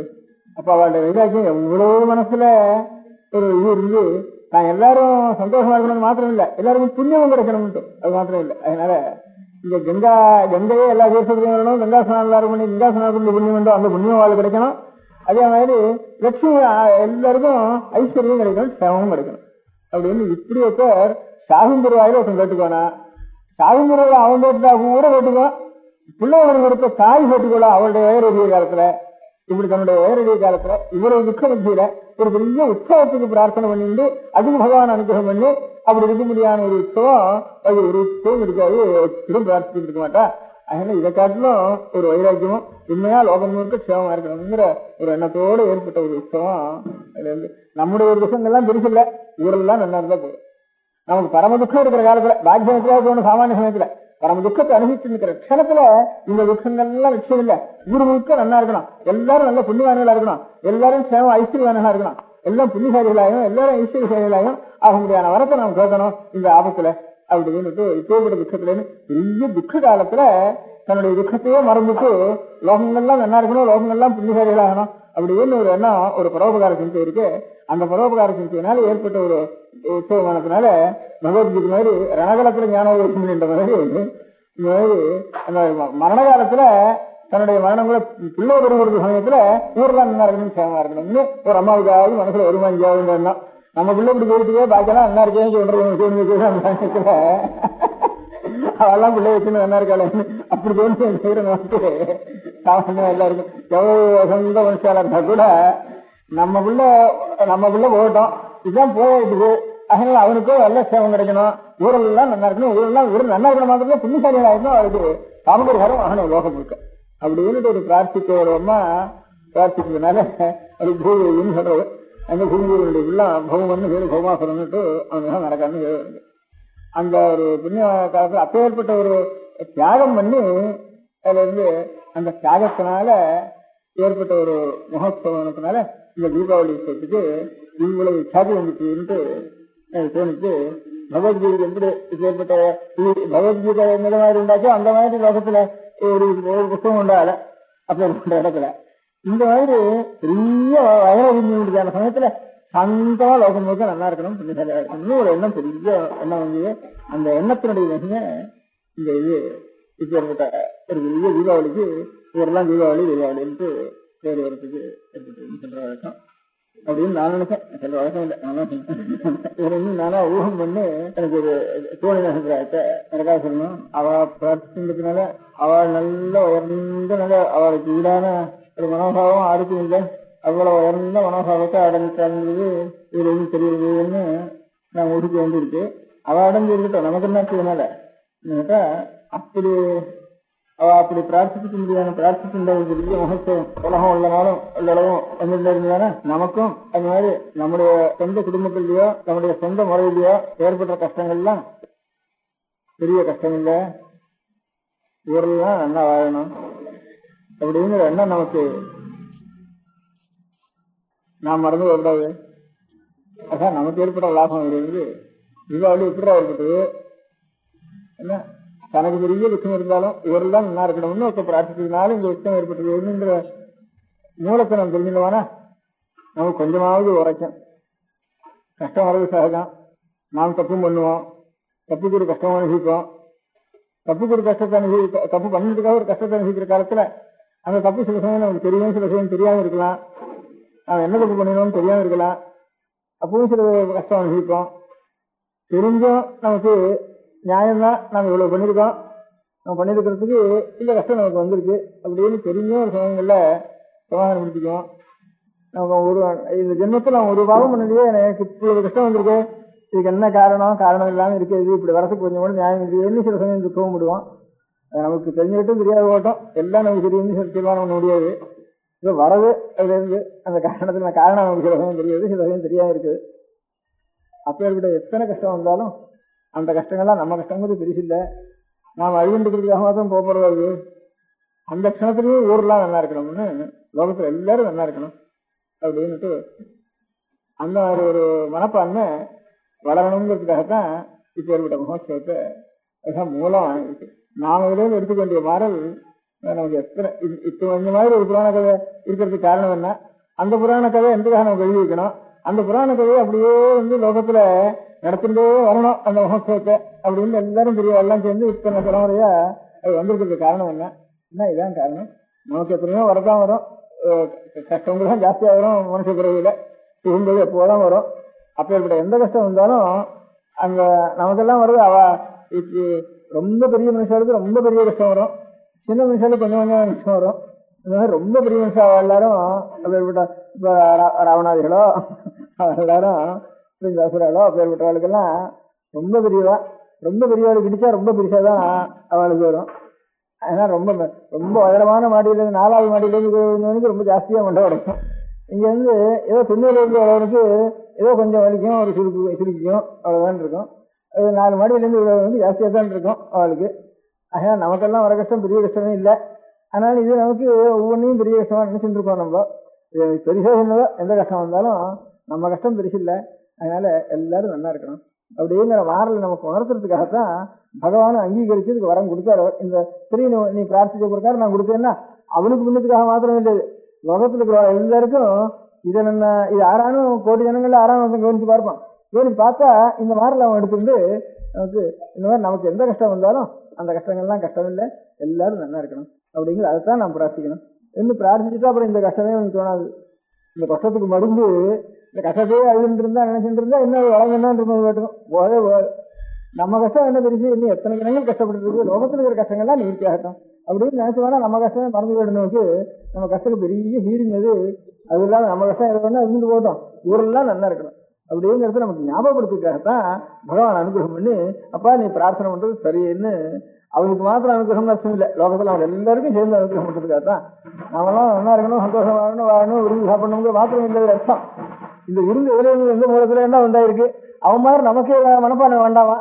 நம்முடைய வாழ்நாள்லயும் இந்த மாதிரி ஒரு எண்ணத்தை நாம் வளர்க்கணுங்கிற ஒரு அபிப்பிராயம் தான் நாம் தெரிஞ்சுக்க வேண்டியது. இதுதான் பகவானுடைய சங்கல்பமா இருக்கும். அதுக்காக தான் இந்த உற்சவம் நடக்கணும்னு பகவானும் ஆக்கியம் பண்ணி, கிருஷ்ண பகவான் ஆக்கியம் பண்ணி லோகத்தில் நடக்கணும்னு பண்ணியிருக்காருன்னுட்டு நாம் தெரிஞ்சு கொள்ள வேண்டியது இந்த ஒரு விஷயம். அந்த மாதிரி அதுல இருந்து நமக்கு தெரிய வேண்டிய மாதிரி எவ்வளவு பெரிய கஷ்டம் வந்தாலும் அந்த கஷ்டத்தை கஷ்டம் நினைக்காம இந்த ஊர்லாம் கஷ்டப்படாம ஊருக்கு ஏதாவது கொஞ்சமாவது நம்மளால ஒரு கஷ்டத்தை நிறுத்தி பண்ண முடியாது, பகவானை பிரார்த்திப்போம் இப்படிங்கிற எண்ணம் நம்ம கையால் நம்ம நினைக்கிறதுக்காலும் மனசு பூர்வமாக பகவானை பிரார்த்திச்சோம்னா நாம் பண்றதுக்காலும் இன்னும் அவளுக்கு இன்னும் கஷ்டம் தானா நிவர்த்தி ஆகும் அப்படின்ட்டு ஊர்ல எல்லாம் கஷ்டப்படாம இருக்க முடியாது. எனக்கு வந்த கஷ்டம் இருக்கட்டும், அதுவும் எனக்கு வேணும் வேண்டாம்னு நாம் இன்னும் சொல்ல முடியாது நம்மளால. அதனால அது பகவானுக்கு தெரியும், சுகம் கொடுக்கணுமா கஷ்டம் கொடுக்கணுமாங்கிறது அவருக்கு தெரியும். அதனால அவர் எப்போ கொடுத்தாரோ அது அவருக்கு தெரியாம ஒரு காரியம் நடக்கிற, அதனால அவனுக்கு தெரிஞ்சு நடக்கிற காரியமானதுனால அது தப்புன்னு நான் நினைக்க வேண்டாம், கஷ்டம்னு நான் நினைக்க வேண்டாம் நம்ம அப்படின்னுட்டு அது சமாதானப்படுத்திட்டு பாக்கி எல்லாரும் கஷ்டப்படுறாலும் அந்த கஷ்டத்தை என் பிரார்த்தனைக்காக பகவான் நிறுத்தி கொண்டு அவளுடைய கஷ்டத்துக்கு கொஞ்சம் சமாதானம் பண்றதா இருந்ததுன்னா அதை காலம் எனக்கு பெரிய க்ஷேமம் கிடையாது அப்படிங்கிற எண்ணத்தோட நாம் இருக்கணுங்கிறதுக்காக தான் இந்த தீபாவளி நமக்கு இருக்குன்னு ஒரு அபிப்பிராயம். இன்னொரு அபிப்பிராயம் கூட அதான் நான் கீழே சொன்ன மாதிரி பெரிய ஒரு ரொம்ப குரூரமான காரியங்களுக்கு எல்லை இல்லாம குரூரமான காரியங்கள் செஞ்சுட்டு வாழ்க்கெல்லாம் நேர பகவானே அவளை சம்ஹாரம் பண்றாருன்னுட்டு ஒவ்வொரு சரித்திரத்திலையும் பிரகலாதனோ நரசிம்மனோ இப்போ ராமாவதாரத்திலேயோ கிருஷ்ணாவதாரத்திலேயோ இந்த 2-3 நரசிம்மாவதாரம் ராமாவதாரம் கிருஷ்ணாவதாரம் இந்த 3 அவதாரங்கள்ல தான் ரொம்ப அதிகமா சம்ஹாரம் பண்ணினதெல்லாம். அந்த மாதிரி சம்ஹாரம் பண்றதுக்கெல்லாம் ரொம்ப அக்கிரமங்கள் ரொம்ப ஜாஸ்தியா போயிட்டுதானா அப்போ ஈஸ்வரனே ஒரு அவதாரம் பண்ணி அவளை சம்ஹாரம் பண்றாங்கிற சரித்திரம் தான் நமக்கு பழைய சரித்திரம் வந்துட்டு இருக்கு. அப்போ அவளை சம்ஹாரம் பண்றதுக்காக வர்றதுங்கிறது எவ்வளவு அக்கிரமம் பண்ணினாலும் நான் பண்ணதோ அக்கிரமம் எனக்கு கிடைக்கிறதோ பகவத் தரிசனம். எத்தனையோ காலத்தில் தபஸ் பண்ணினா கூட கிடைக்காது. நான் இந்த அக்கிரமணத்துல நான் சம்பாதிச்சுட்டேன் என்ன சந்தோஷப்படுறவா அந்த சமயத்துல கொஞ்சம் ஞானம் கடைசி இடத்துல அவளுக்கு ஞானம் அப்படி ஒரு சந்தோஷப்படுறவா நரகாசுரெல்லாம் அப்படி சந்தோஷப்பட்டு தான் பகவானை ஊர்லாம் நான் இருக்கணும்னு கடைசி காலத்துல பகவத் தரிசனத்தினால அவளுக்கு நம்ம இவ்வளவு கடுமையான மனுஷால இருந்தா கூட அந்த தரிசனத்தினால அவளுக்கு மனசு தெளிஞ்சு சரி நமக்கு இப்ப ஏற்பட்ட ஒரு புண்ணியம் கிடைச்சி போச்சேன்னு அவ்வளவு சந்தோஷம் அவளுடைய கடைசி க்ஷணத்துல ஏற்பட்டு போறது. அப்படி ஏற்படாதுன்னா அவளுக்கு மோஷம் கிடைக்காது. அதனால மோஷம் உடனே மோஷம் தான் கொடுத்தாருன்னு ராவண சம்ஹாரம் பண்ணார், மோஷம் கொடுத்தாரு. விஷண்ணிகேஷ சம்ஹாரம் பண்ணினார், அவனுக்கு அந்த பாபம் நிவர்த்தி ஆச்சு, அந்த ஜென்மம் நிவர்த்தி ஆச்சு அப்படின்னு சொல்றதுனால சாட்சாத் பகவானுடைய ஒரு ரூபமே இவனுக்கு கடைசி காலத்துல கிடைக்க முடியாது. அந்த ஆகாரமே தரிசனம் இந்த கண்ணால் பார்க்க முடியாது கிடைச்சி போயிட்டு தானே அதுக்காலும் புண்ணியம் என்ன உண்டு அப்படின்னு. இதுதான் இந்த இது ஒரு கான்ட்ரவர்சியல் இருக்கிற சப்ஜெக்ட். இது சப்ஜெக்டா இருந்தாலும் இந்த உத்தர ராமச்சரித்திரம்னுட்டு பகவதூத்தின்னு ஒரு பெரிய மகாகவி. இந்த பகவதி ரொம்ப சிவபக்தன். அதுலேருந்து இது பரம வைதிகன் சிவபக்தன். காளிதாசனுக்கு சமமான கவி காளிதாசன். அடுத்தது பகவதினா லோகத்தை சொல்றது. பவன்னா ஈஸ்வரம், பூத்தினா விபூதிக்கு பேரு. ஈஸ்வரனுடைய விபூதி அவன்ட்டு பகவதினா அவனுக்கு பேரு. அவன் ராமச்சரித்திரத்தில் எழுதியிருக்கான், உத்தர ராமச்சரித்திரம்னுட்டு ராமச்சரித்திரம் எழுதியிருக்கான். அதுல இந்த ஒரு கேள்விகராமன் சூத்ரகன்னு ஒருத்தனுக்கு பேரு. சூத்ரகன்னு ஒரு ராஜாவுக்கு பேரு. இந்த காதம்பரியில கத்திரியன் தான் பேரு அவனுக்கு சூத்ரகன்னு ஒரு அரசனுக்கு பேரு. இன்னொரு 4வது வருணத்திலேயே பிறந்தவன் ஒருத்தன் ஒரு முனிவரா இருந்து தபஸ் பண்ணிட்டு இருந்தானா. அது சம்புகன். சூத்ரகன் இல்ல, சம்புகன். சூத்ரகன் ராஜா, காதம்பரியில் இருக்கிற ராஜாவுக்கு சூத்ரகன் சம்புகன். அதனால ஒரு குழந்தை செத்து போச்சு. இதுக்கு 2 காரணம், நம்ம ராஜ்யத்துல ஒரு தவறுதலான காரியம் பண்ணிட்டு இருக்கா. அதனால அவனை போய் உடனே அவனை சம்ஹாரம் பண்ணணும் அப்படின்னுட்டு இங்கேருந்து ராமன் புறட்டு போனார். ராமனே நேர போனார்னு சொல்றது போனார். அவனை போய் கத்தி எடுத்துட்டு அவனை சம்ஹாரம் பண்ண போறாராம். ரேஹஸ்த தட்சிண. அப்ப ராமர் பார்த்து சூத்ரமுனவு கிருப்பாணம். கிருப்பாணம்னா கத்திக்கு பேரு. இப்போ இந்த பேப்பர்லாம் ஒரு கிருப்பான் வச்சுட்டு இருக்கான்னு கிருப்பாணம்னு பேரு சம்ஸ்கிருதத்தில் இருக்கு. கிருப்பாணம்னா கத்திக்கு பேரு. அதுதான் கிருப்பான்னு சொல்றது காரணம். அந்த கிருப்பாணம்ங்கிறத சூத்ரமுனவு கிருப்பாணம். இந்த கத்தி எடுத்து இவன் என்ன போட வேண்டியிருக்க, இவன் என்ன தப்பு பண்ணினான், ஆரஹிம்சம் பண்ணினான், தவம் பண்ணினான், சாந்தத்தோட இருந்தான். அப்படி இருக்க முடியாத ராமஸ்ய ஹஸ்தமசி உனக்கு கொஞ்சமான தன் கையே பார்த்து சொல்றார் ராமன் அந்த நாடகத்துல. பரமபூதியினுடைய நாடகத்தை பரமசிவ ஈஸ்வர பக்தன் அவனே சொல்றான், ராமனுடைய வாக்கியத்தில் வச்சு சொல்றான், இவனை போய் நான் வெட்ட போறேனே, எங்கேயாவது என் கையை நீ போய் வெட்ட போறிய, இந்த கத்தி எடுத்துட்டு கத்தி அவன் மேல போட போறிய, உனக்கு கொஞ்சமான ஈவிரக்கம் இருக்கா, இருக்கா, இறக்கம் இருக்கா, நியாயம் இருக்கா உன்னுண்ட, அப்படி இருக்கிறப்ப என் கையே இப்படி பண்றைய அப்படின்னு ராமன் தன் கையை பார்த்து வெட்டுறப்பவே தாயை வெட்டிட்டு இருக்கிற சமயத்துல தன் கையை பார்த்து இப்படி இறக்கம் இல்லாம நீ பண்றைய அப்படின்னு. சரி, உனக்கு இறக்கம் இல்லாம இருக்கிறது நியாயம்தான், நீ இறக்கம் இல்லாதவன் தான் நீ அப்படின்னு. ஏன்னு ராமஸ்ய ஹஸ்தமசி, நீ ராமனுடைய கையினே, அது எப்பேற்பட்ட கை ராமனுடைய கை, இதுக்கு வந்து என்ன பண்ணி தெரியுமா, துர்பர கர்ப்பசின்ன சீதா விவாசன பட்டோ, நிறைய பூர்ண கர்ப்பமா இருக்க முடியாத குசலவாழ கர்ப்பத்தில் இருக்க முடியாத சீதையே யாரோ ஒரு வண்ணான் சொன்னான்னுட்டு இங்கேருந்து சரின்னு தூக்கி லட்சுமணன் கொடுத்து அழைச்சுன்னு வா அப்படின்னு அனுப்பிச்ச கையில்லையாது, போயிட்டு வான்னு காட்டின கையில்லையாது, அந்த கைக்கு இறக்கம் வந்து வர போறது.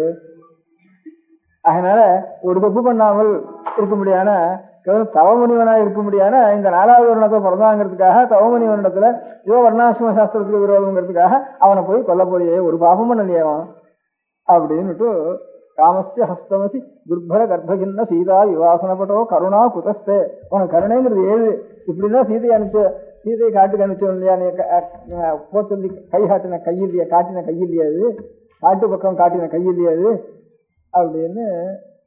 சரிதான், உனக்கு கருணை இல்லைதான் இல்லை, என்ன பண்றது அப்படின்ட்டு தன் கையை பார்த்து ராமர் சொல்றதா முதல்ல சொன்ன. அப்புறம் அவன் சொன்னான், இருந்து நான் தவம் பண்ணது தப்புன்னு நினைச்சுட்டுனா நீங்க வந்து என்ன வெட்டுறதுக்கு வந்திருக்கேன், நான் தவம் பண்ணது தப்புன்னா என்னுடைய அந்த காலத்துல ராமதரிசனம் கிடைக்குமா எனக்கு, எல்லாரும் தவம் பண்றது அதுக்காக தானே, அந்த காலத்துல பகவானுடைய தரிசனம் கிடைக்காதுங்கிறதுக்காக தானே எல்லாரும் தவம் பண்றது.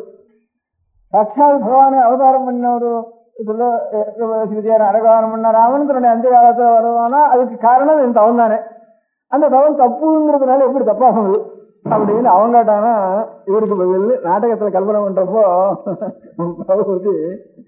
அதனால சரி, நீங்க உங்க கணக்குல பாவம் எழுதியோ புண்ணியம் ஒண்ணு எழுதிச்சோ, அதுல இருந்து எனக்கு என்னுடைய பலம் கிடைச்சி வச்சு, அதனால இந்த பாவம் பண்ணதுனாலதான் எனக்கு இந்த பலமானது மகாபுண்ணியங்கிற தவசுகளுக்கெல்லாம் கிடைக்கல. நான் வந்து ஒரு நியாயமா ஒரு ரசிகர் தவத்துக்கு ஏற்பட்ட குளத்துல ஏற்பட்ட ரசிகர் இருக்காள, அவள் எத்தனையோ கோட்டியான தவம் பண்ற கூட அவள் கிடைக்கல.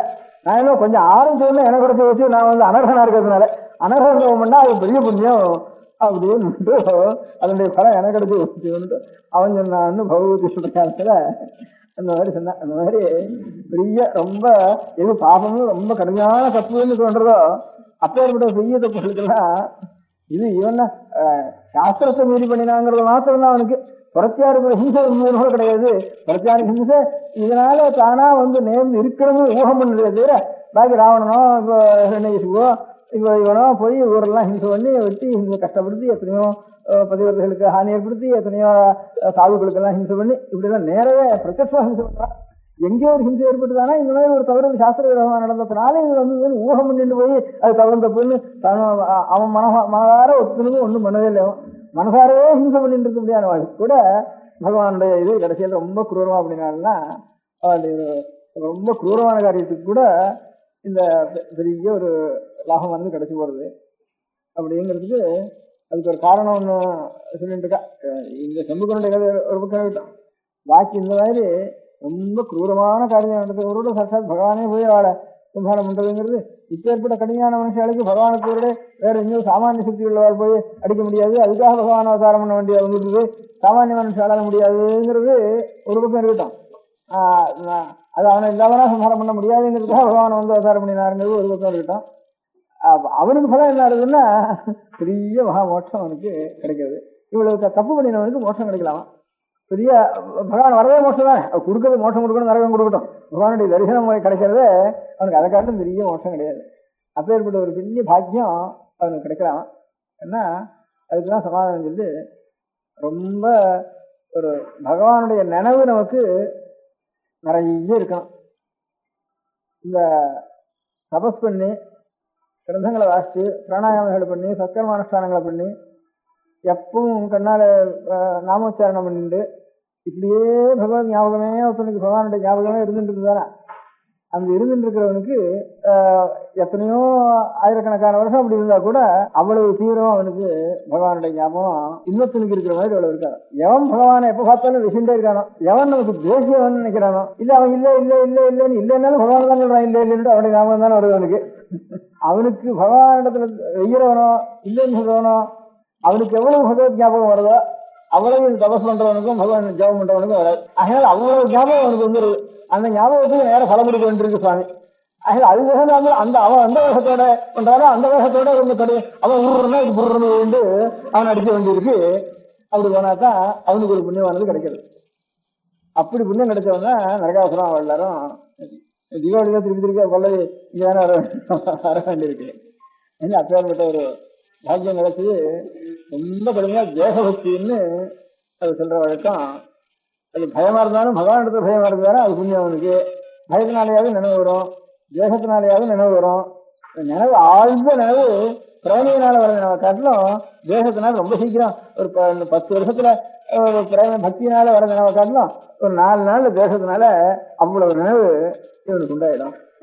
அப்படி என்ன சொல்ற வழக்கம். இதுதான் இன்னொரு விஸ்வாந்தம். இது பக்தியும் இல்லை, பயமும் இல்லை, தேசமும் இல்லை, வேற ஒன்னால பகவானுடைய கனவு வந்து நரசிம்ம சுவாமியுடைய கனவு வந்து அப்படின்னு ஒரு சரித்திரத்துல எழுதியிருக்கு. பக்தியும் இல்லை, தேசமும் இல்லை, பகவானத்துல பயமும் இல்லை, இந்த 3ம் இல்லாம நிறைய பக்தி பண்ணி தேசம் பண்ணிண்டு அல்லது பக்தியோ அல்லது தேசமோ அல்லது பயமோ இது எல்லாத்தையும் காட்டிலும் அதிகமான அனுகிரகம் ஒருத்தனுக்கு கிடைச்சி வச்சுன்னு இன்னொரு கதை ஒன்று. 4வது நிமிஷம் நான் சொல்றது. பகவானுக்குள்ள பயத்தினால சுவாமி மோட்சம் கிடைச்சாலும் அதிகமாக திருஷ்டாந்தம் கதை கிடையாது. பக்திக்கும் தேசத்துக்கும் தான் கதை ஜாஸ்தியா இருக்கு. நம்ம ஆதி ஆச்சாரியாளுடைய ஆதி பகவத்பாதாளுடைய ஒரு சரித்திரத்துல சங்கர விஜயங்கள்ல சில சங்கர விஜயத்துல ஒரு கதை ஒண்ணு போட்டிருக்கு. அந்த கதையில ஒரு கிரகச்சன்னுட்டு ஒரு காபாலிகம் மாதிரி அதனுடைய விசேஷம், காபாலிக விசேஷம். அவன் ஒரு மதத்துக்கு ஒரு ஆச்சாரியனா இருந்தான் அந்த காலத்துல, ஆச்சாரியால் திகேஜம் பண்ற காலத்துல. அந்த மாதிரி இருக்க முடியாத ஒரு மதத்து அவளுடைய மதத்தினுடைய சம்பிரதாயம் அந்த காலத்துல எப்படின்னு கேட்டா, ஈஸ்வரன் எப்படி எலும்புனால மாலை போட்டு இருக்காரோ அந்த மாதிரி நாமும் எலும்பு மாலாவும் போட்டுக்கணும். அவர் எப்படி கபாலத்தை கையில் எழுந்திருக்காரோ நாமும் அதே மாதிரி வேஷத்தை போட்டுண்டு ஜட்டையை போட்டுண்டு ஸ்மசானத்துக்கு உண்டான வீதி உடம்பு முழுக்க போட்டுண்டு அந்த ஸ்மசானத்துல இங்கே மண்டபோட்டு இருக்கிறதுதான அந்த மண்டபத்தை கையில் எடுத்துட்டு அதில் எடுத்துட்டு பிச்சை எழுந்தணும். அந்த பிச்சையும் எப்பேற்பட்ட பிச்சையா இருக்கணும், ஏன்னா மாம்சத்தினுடைய பிச்சையா இருக்கணும். கையில கபாலத்தை எழுந்து அநேகமா இல்லைன்னா ஞானம் கிடைக்கலன்னா இந்த ஸ்மசானத்துக்கு உண்டான வேகும்படியான அந்த சரீர மாம்சம் இருக்கு அதை எடுத்து வந்து அங்க போய் பார்க்கணும், இல்லை அவனை அதை எடுத்துக்கணும், அந்த மாதிரி சிண்டாண்டத்துல போய் அதை வாங்கிக்கணும். இப்படி குரூரமான ஒரு அனுஷ்டானங்களோட சில வரிசைகள் இருந்திருக்கா. பாசுபதர், மகாவிரதி, லகுடீஸ்வர் இப்படி அந்த காலத்துல எனக்கு இருந்துருக்குன்னுட்டு கிரந்தங்களையும் நூல்களையும் பிரபந்தங்களையும் தெரிகிறது, கல்வெட்டுகள் இருந்தும் தெரிகிறது. அதனாலதான் இந்த சிறுத்தொன்று கூட பிள்ளைக்கறி கேட்ட உடனே அவர் கொடுத்ததுக்கு காரணம், அவர் இங்க காஞ்சிபுரத்துல பல்லவரசனுடைய பரஞ்சோதி பல்ல அந்த சிறுத்தொன்றின் பேர் என்ன? பரஞ்சோதி இல்லை பதில் என்ன பேரு? இல்ல இவருடைய எந்த பேருன்னா அந்த திருத்தொண்டருக்கு இந்த திருவண்ணத்துல இருக்கா, திருவண்ணத்துல அவர் வந்து வடக்கெல்லாம் போய் வாசாபியில போய் வாசாபி கணபதினு அங்கிருந்து வந்து பிரதிஷ்டை பண்ணி அந்த போய் ஜெயிச்சு அந்த ஊர்ல இருக்கக்கூடிய கணேச மூர்த்தியை கொண்டு வந்து ஊரு திருச்செங்காட்டாங்குடி, திருப்பூர், திருவாரூர் 3 ஊர்லயும் வாசாபி கணபதி பிரதிஷ்டை பண்ணிருக்காரு. வாசாபி கஷேத்திரத்துல இருந்து மகாகணபதி எடுத்துட்டு வந்து அங்க இருந்து அப்படி பிரார்த்திச்சுட்டு எனக்கு ஜெயம் கொடுத்தானா எங்க ஊர்ல அடிச்சுட்டு போய் உன்னை வந்து எட்டு பூஜிக்கிறேன்னுட்டு. அப்ப திருவாரூர்ல 3 ஊர்லயும் வாசாபி கணபதி இருக்கேன். திருப்பூர், திருச்செங்காட்டாங்குடி, திருவாரூர் 3 ஊர்லயும். திருவாரூர்ல முதல்ல இப்ப இருக்கிறதுனால அங்கிருந்த வாசாபி கணபதி வச்சுட்டு வாசாபி கணபதி இப்ப லோகத்துல வந்திருக்கிறது காரணம் வாசாபின்னு இப்ப பாதாமின்னு பேரு வடக்கு இருக்கிற அந்த ஊருக்கு. பாதாமின்னு ஒரு ஊர் இருக்கு, அந்த பம்பாய் பிரசிடன்சியில இருக்கு. இப்ப கர்நாடகம் பம்பாய்க்கும் அந்த எல்லையில இருக்கு. அந்த இடத்துல தான் சாளுக்கியால்னுட்டு பெரிய ராஜ்யம் வந்து இந்த சோழ ராஜ்யம் மாதிரி அங்க ஒரு பெரிய ராஜ்யம் கர்நாடக ராஜ்யம், கன்னட ராஜ்யம் இது. ராஷ்டிரகூட்டாலும் சாளுக்கியாலும் அந்த காலத்துல இருந்த அவளுடைய அந்த சாளுக்கியாளுடைய தான் இங்க பல்லவர்களுக்கும் ரொம்ப நாள் யுத்தம் நடந்துருந்தது. ஒவ்வொரு தலைவர்களும் யுத்தம் நடக்கும், ஒன்னே கல்யாணம் நடக்கும், ஒன்னே உறவாளி நடக்குதா, ஒன்னே யுத்தம் நடக்கும். இப்படியே பல்லவாள் ராஜ்யம் நடந்தது. பல்லவாளுக்கு அப்புறம் சோழ ராஜ்யம் வந்ததுக்கு அப்புறம் அதே மாதிரி 11 வருஷம் வரைக்கும் இந்த சண்டையும் கல்யாணமும் விவாகத்தை சமயோரையாக சோகத்தைன்னுட்டு விவாகம் ரெண்டு சமமா இருக்கணும், அவளுக்கு தான் அழகா இருக்கணும்னுட்டு இந்த சாளுக்கியாளுக்கும் சோழாளுக்கும் சாளுக்கியாளுக்கும் பல்லவாளுக்கும் சண்டை நடந்துருந்தது.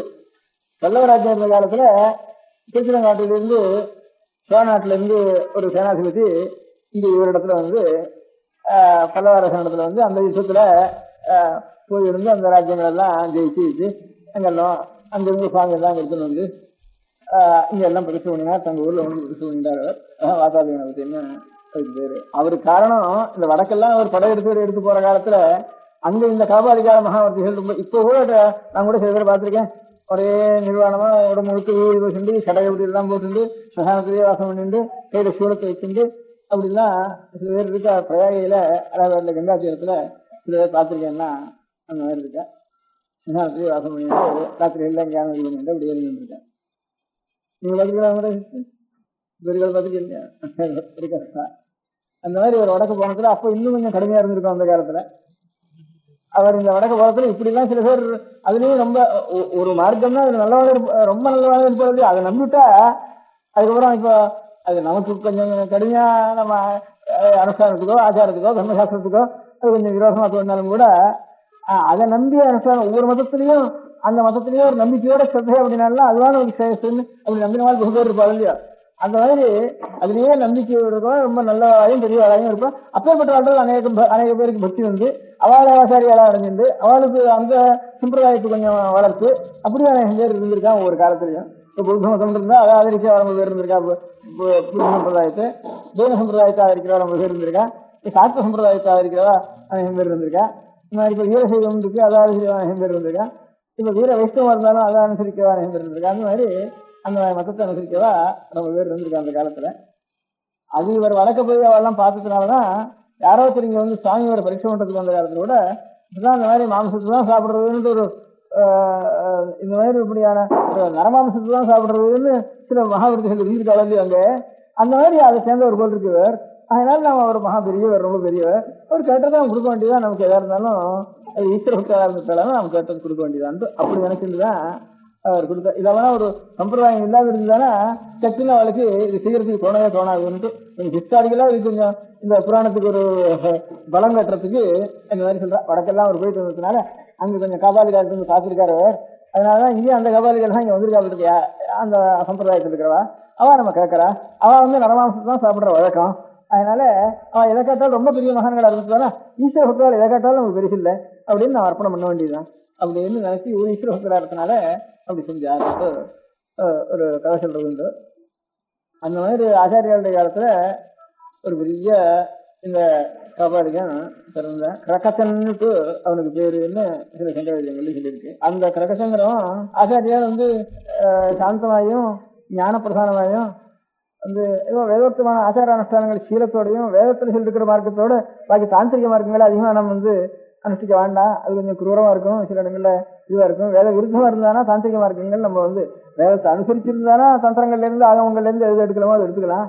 ரொம்ப வேத அனுஷ்டானங்களுக்கு ரொம்ப மாறுபட்டு இருந்ததுன்னா அப்பேற்பட்டதை நம்ம வந்து அதுக்கு அதிகாரிகள் வேற, சாமானியமான அதிகாரிகள் இந்த காலத்துல கிடையாது அப்பேற்பட்ட அதிகாரிகளுக்கு.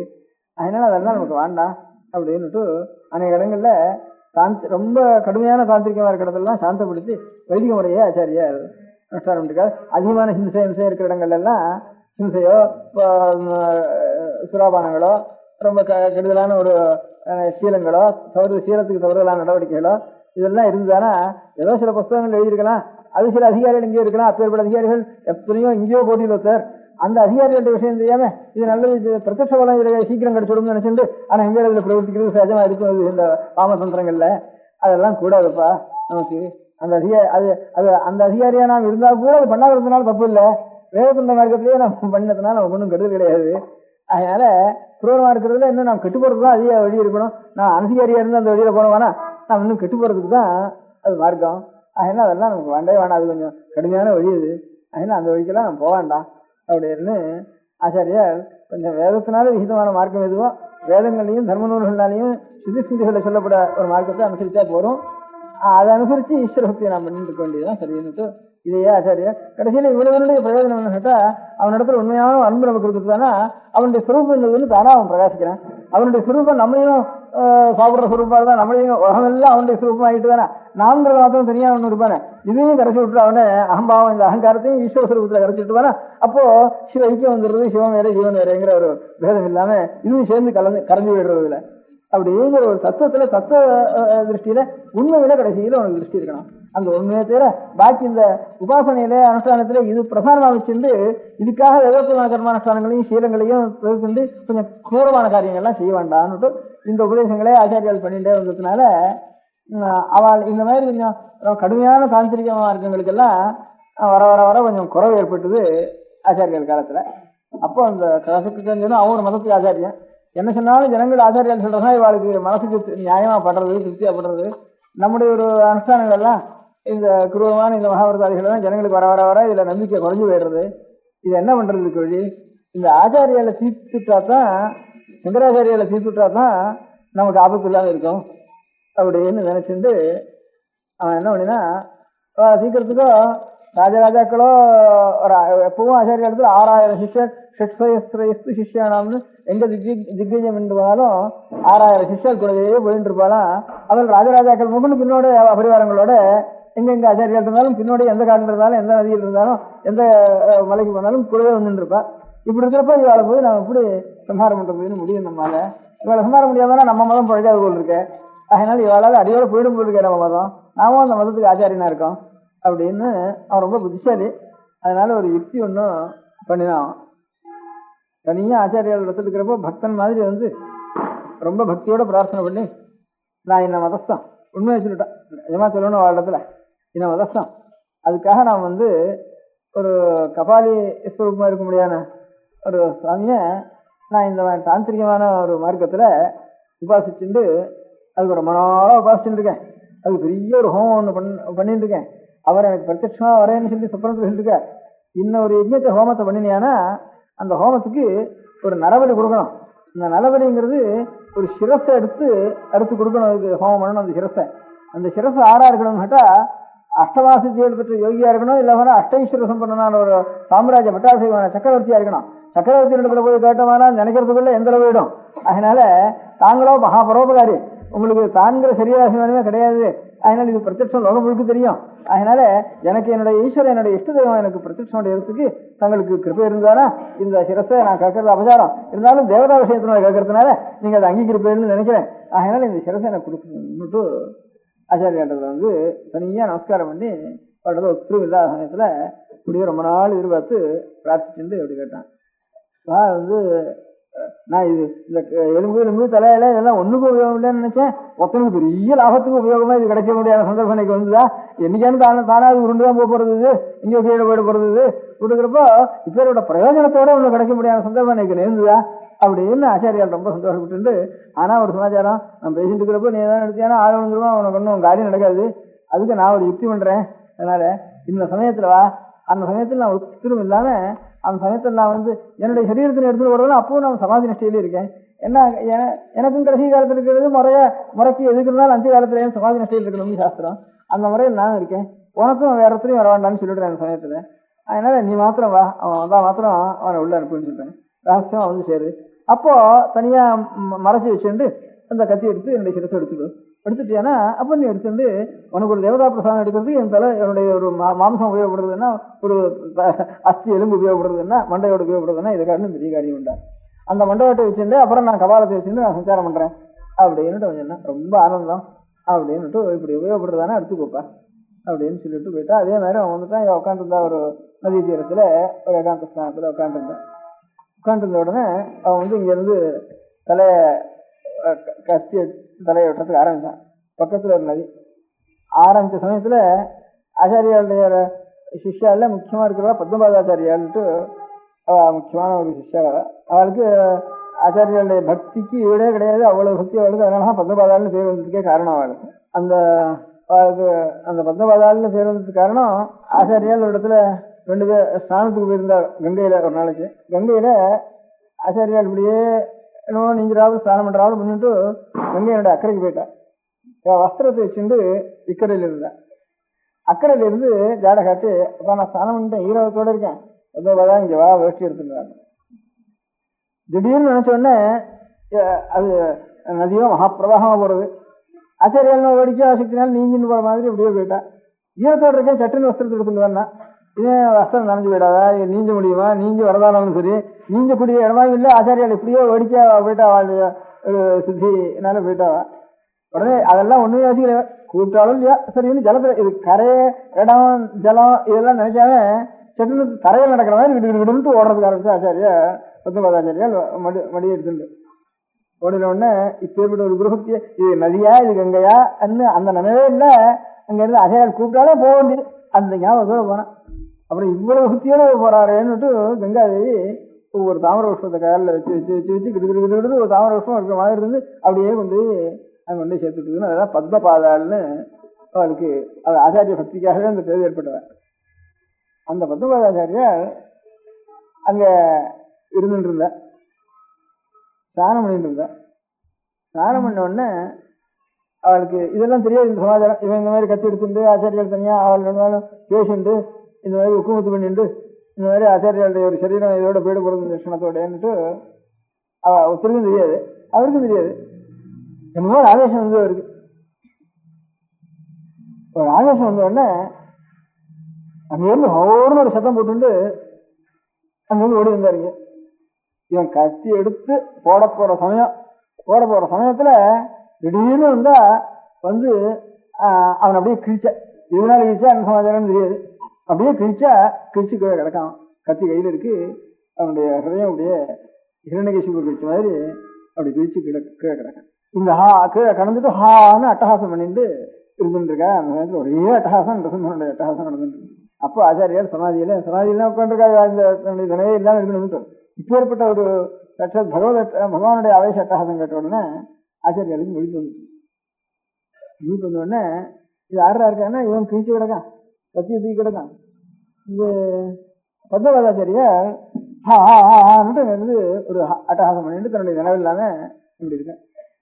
இது என்னடா அது என்ன சமாச்சாரம் ஒன்றும் தெரியுதுன்ட்டு சொல்லி சுவாமி நரசிம்மனுடைய ஒரு ஆவிர்வாவம் இங்கே ஏற்பட்டிருக்கா அப்படின்னு உடனே ஸ்தோத்திரம் பண்ணி உடனே சாந்தப்படுத்தி என்ன பண்ணிவிட்டேன். சரி அவருக்கு ஒன்றும் தெரியல, இப்படி ஒரு இது கீழ்ச்சி எடுத்து உடனே சொன்னே வந்த உடனே சாந்தமான உடனே நமஸ்காரம் பண்ணி நான் சொல்றேன்.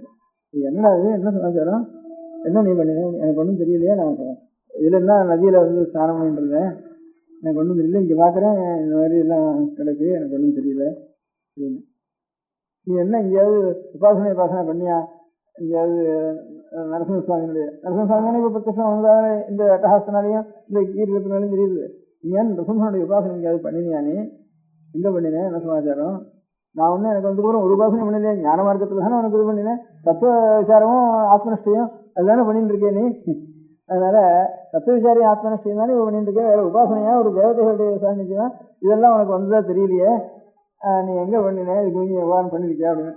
இல்லையா நான் இங்கே சன்னிதானத்துக்கு நான் வந்து சேர்றதுக்கு முந்தி பால்யத்தில் எனக்கு 60 நரசிம்ம மந்திரம் உபதேசம் பண்ணினா, எனக்கு அதெல்லாம் இப்போ ஒன்றும் தெரியல.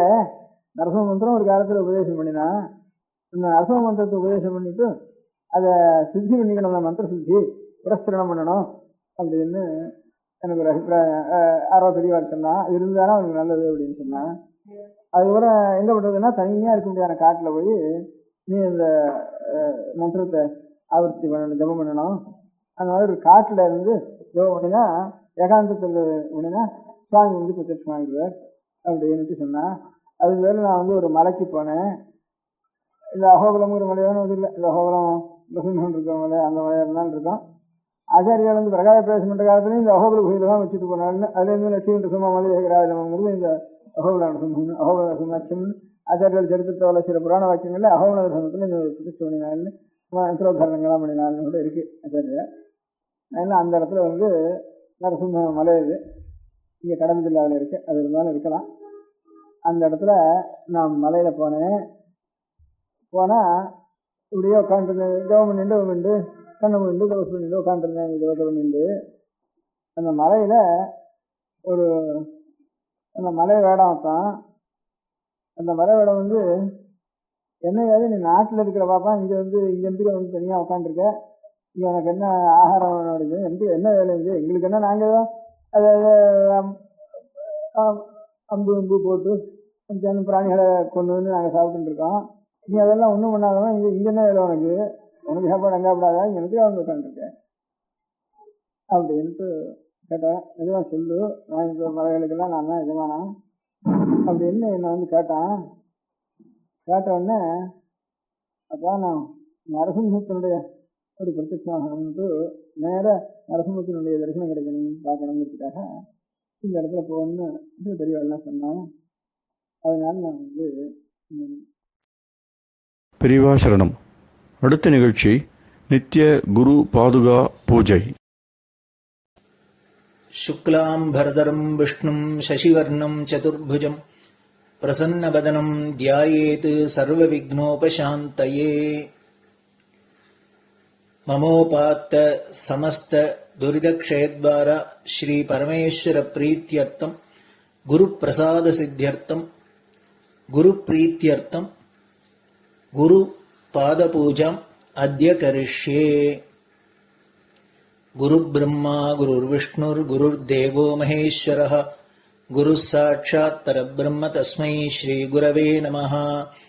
अपारकरुणासिन्धुं ज्ञानदं शान्तरूपिणं श्रीचन्द्रशेखरगुरुं प्रणमामि मुदान्वहम्. सदाशिवसमारम्भां शङ्कराचार्यमध्यमाम् अस्मदाचार्यपर्यन्तां वन्दे गुरुपरम्पराम्.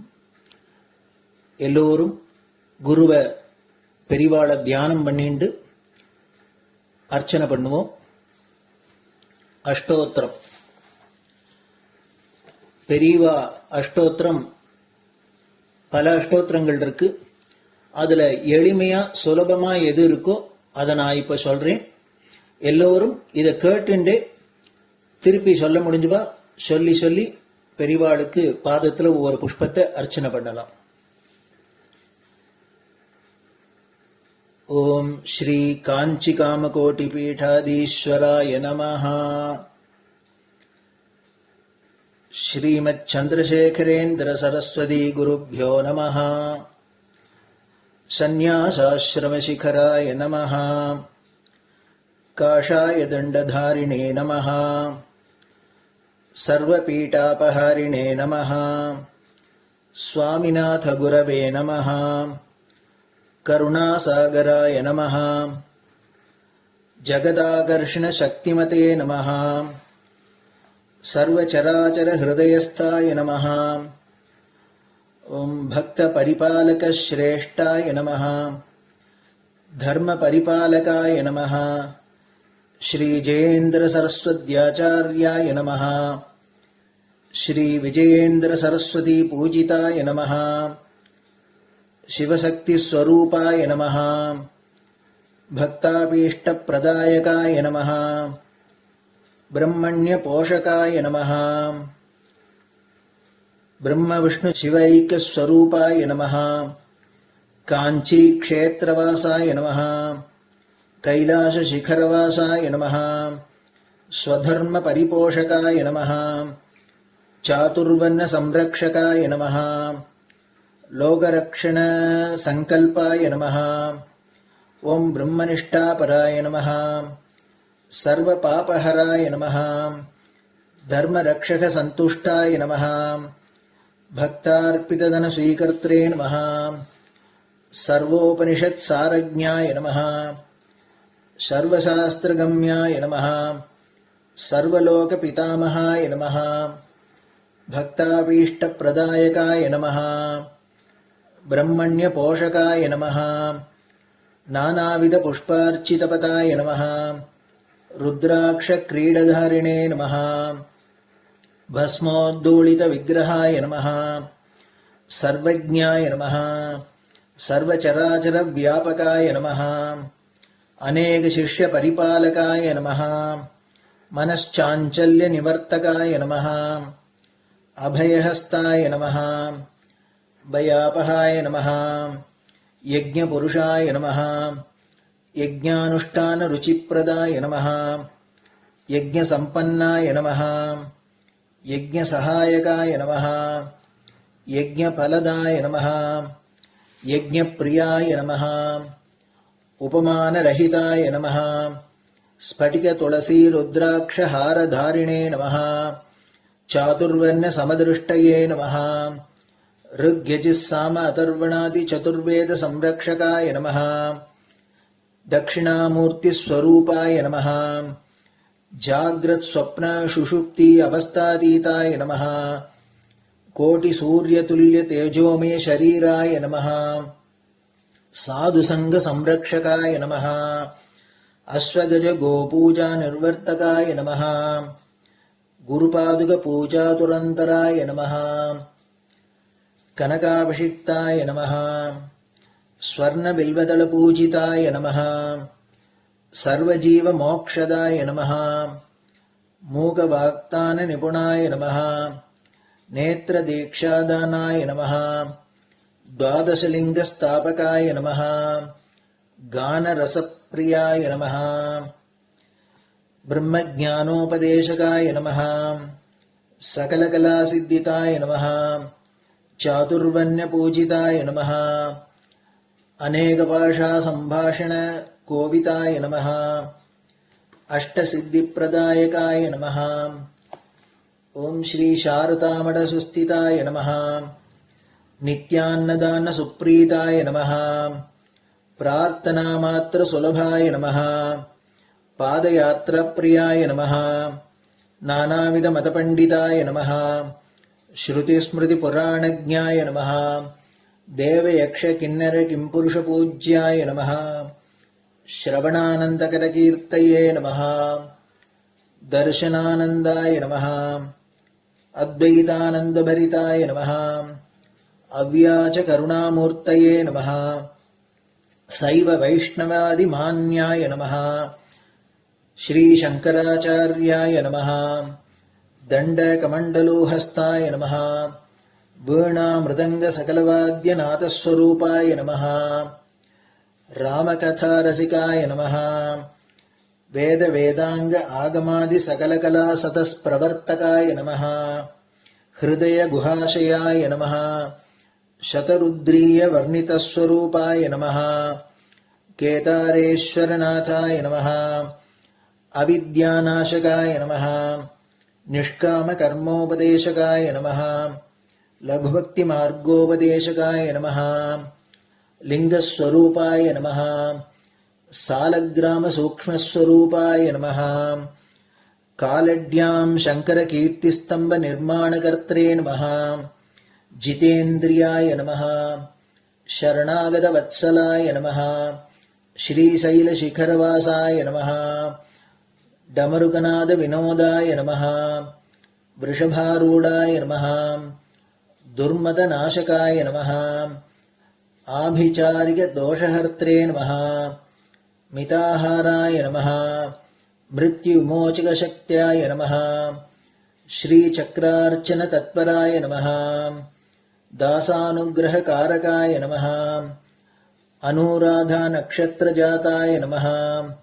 सर्वलोकख्यातशीलाय नमः। वेंकटेश्वर चरणपद्मषट्पदाय नमः। श्री महात्रिपुरसुंदरी समेत श्री चंद्रमौलीश्वर पूजा प्रियाय नमः। श्रीमच्चंद्रशेखरेन्द्र सरस्वती सद्गुरु परब्रह्मणे नमः। गुरुभ्यो नमः। परमगुरुभ्यो नमः। परमेष्टिगुरुभ्यो नमः। परात्परगुरुभ्यो नमः। गुरुपरम्पराभ्यां नमः। गुरुपादुकाभ्यां नमो नमः. அடுத்தது ஊதுபத்தி இருந்தா அதை காமிச்சு தூபம், நெய் தீபம் இருந்தா காமிச்சு அதை நெய் தீபம் தீபம் காமிச்சுட்டு நெய்வேத்தியம் வெத்தலைப்பாக்கு பழம் இதுலேருந்து ஆரம்பிச்சு அவளுக்கு எது சௌரியமோ அதுபடி நைவேத்தியம் பண்ணலாம். அதுக்கு அடுத்தது கற்பூர ஹாரத்தி பண்ணி எல்லோரும் பிரதட்சிண நமஸ்காரம் பண்ணி பெரியவாள்கிட்ட பிரார்த்தனை பண்ணிண்டு எல்லோரும் க்ஷேமமா இருக்கணும், லோகம் பரம மங்களமா சௌக்கியமா இருக்கணும், எல்லோரும் வியாதி வெக்க இல்லாத ஆயுராரோக்கிய ஐஸ்வர்யத்தோட சாந்தம் அமைதியோட ஞான வைராக்கியத்தோட எல்லோரும் நல்லவர்களாயிருந்து நன்மையை அடையணும்னு பிரார்த்தனை பண்ணி இந்த பூஜையை தினம் செய்யலாம். குரு பிரம்மா குருர் விஷ்ணுர் குருர் தேவோ மகேஸ்வரः குரு சாட்சாத் பரபிரம்ம தஸ்மை ஸ்ரீ குரவே நமः. அபார கருணா சிந்தும் ஞானதம் சாந்தரூபிணம் ஸ்ரீ சந்திரசேகர குரும் பிரணமாமி முதான்வகம். சதாசிவசமாரம்பாம் சங்கராச்சார்ய மத்யமாம் அஸ்மதாச்சார்ய பர்யந்தாம் வந்தே குரு பரம்பராம். குரு பாத பூஜை நிறைவடைஞ்சது. பெரியவா சரணம். திருச்சிற்றம்பலம். நிலை பெறுமாறு எண்ணுதியேல் நெஞ்சே நீவா நித்தலும் எம்பிரானுடைய கோயில் புக்கு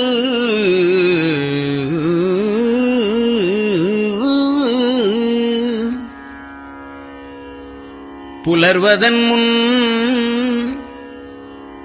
அலகிட்டு மெழுக்குமிட்டு பூமாலை புனைந்து ஏத்தி புகழ்ந்து பாடி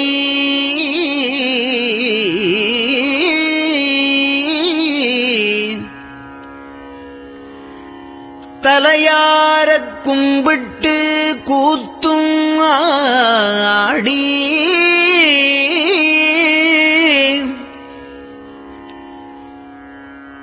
சங்கரா ஜய போற்றி போற்றி என்றும்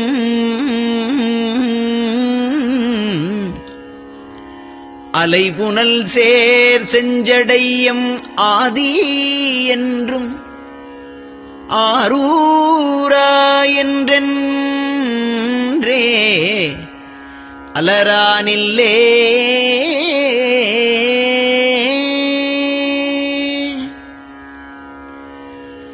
தந்தது உந்தன்னை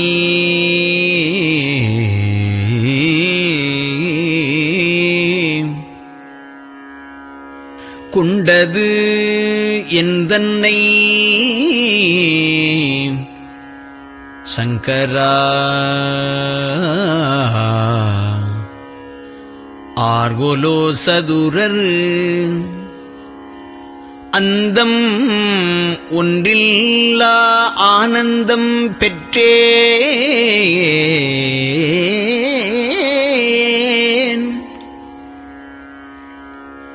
யாது நீ பெற்றது ஒன்று என்பால்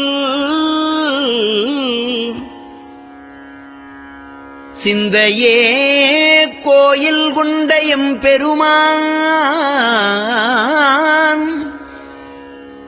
திருப்பெரும் துறையுரை சிவனே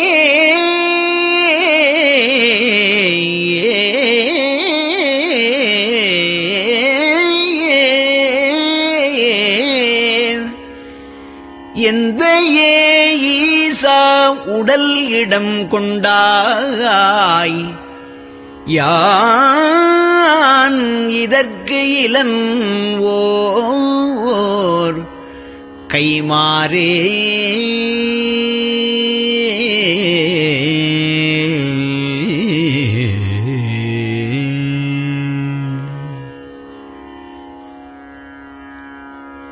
அன்னநடையார்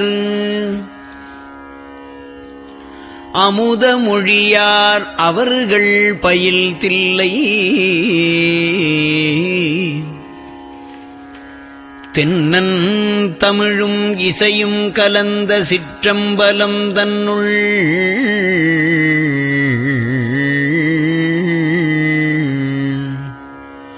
பொன்னும் மணியும் நிறந்த தலத்து புலித்தோல் பியர்க்கிட்டு மின்னின் இடையாள் உமையாள்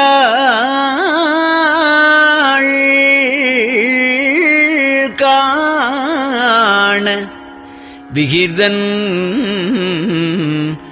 ஆடுமே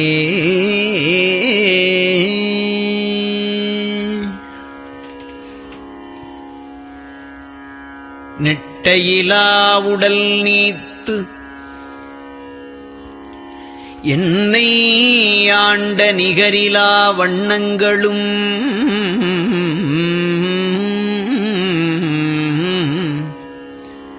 சிட்டன் சிவனடியாரை சீராட்டும் திறங்களுமே சிந்தித்து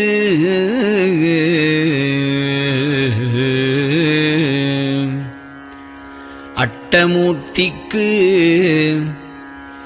என் அகம் நெகவூரும் அமிழ்தனுக்கு ஆலநீழற்பட்டனுக்கு என்னை தன்பாற்படுத்தானுக்கே பல்லாண்டு குருதுமே.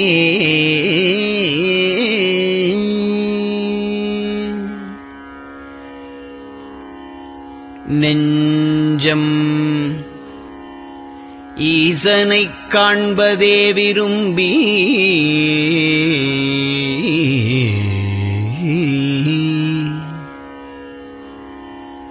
நிரந்தரம் திருவாக்கினில் நிகழ்வது அஞ்செழுத்துமே ஆக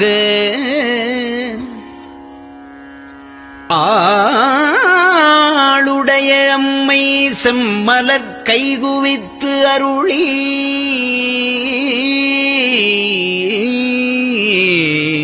தஞ்சமாகி அரும் தவம் புரிய தரிப்பரே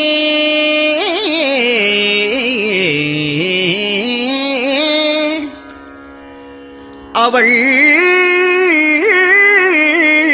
தனிப்பெரும் கணவர்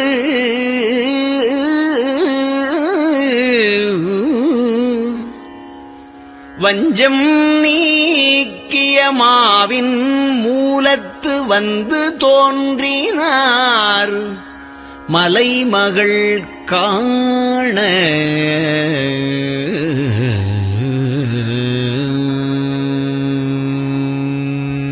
திருச்சிற்றம்பலம்.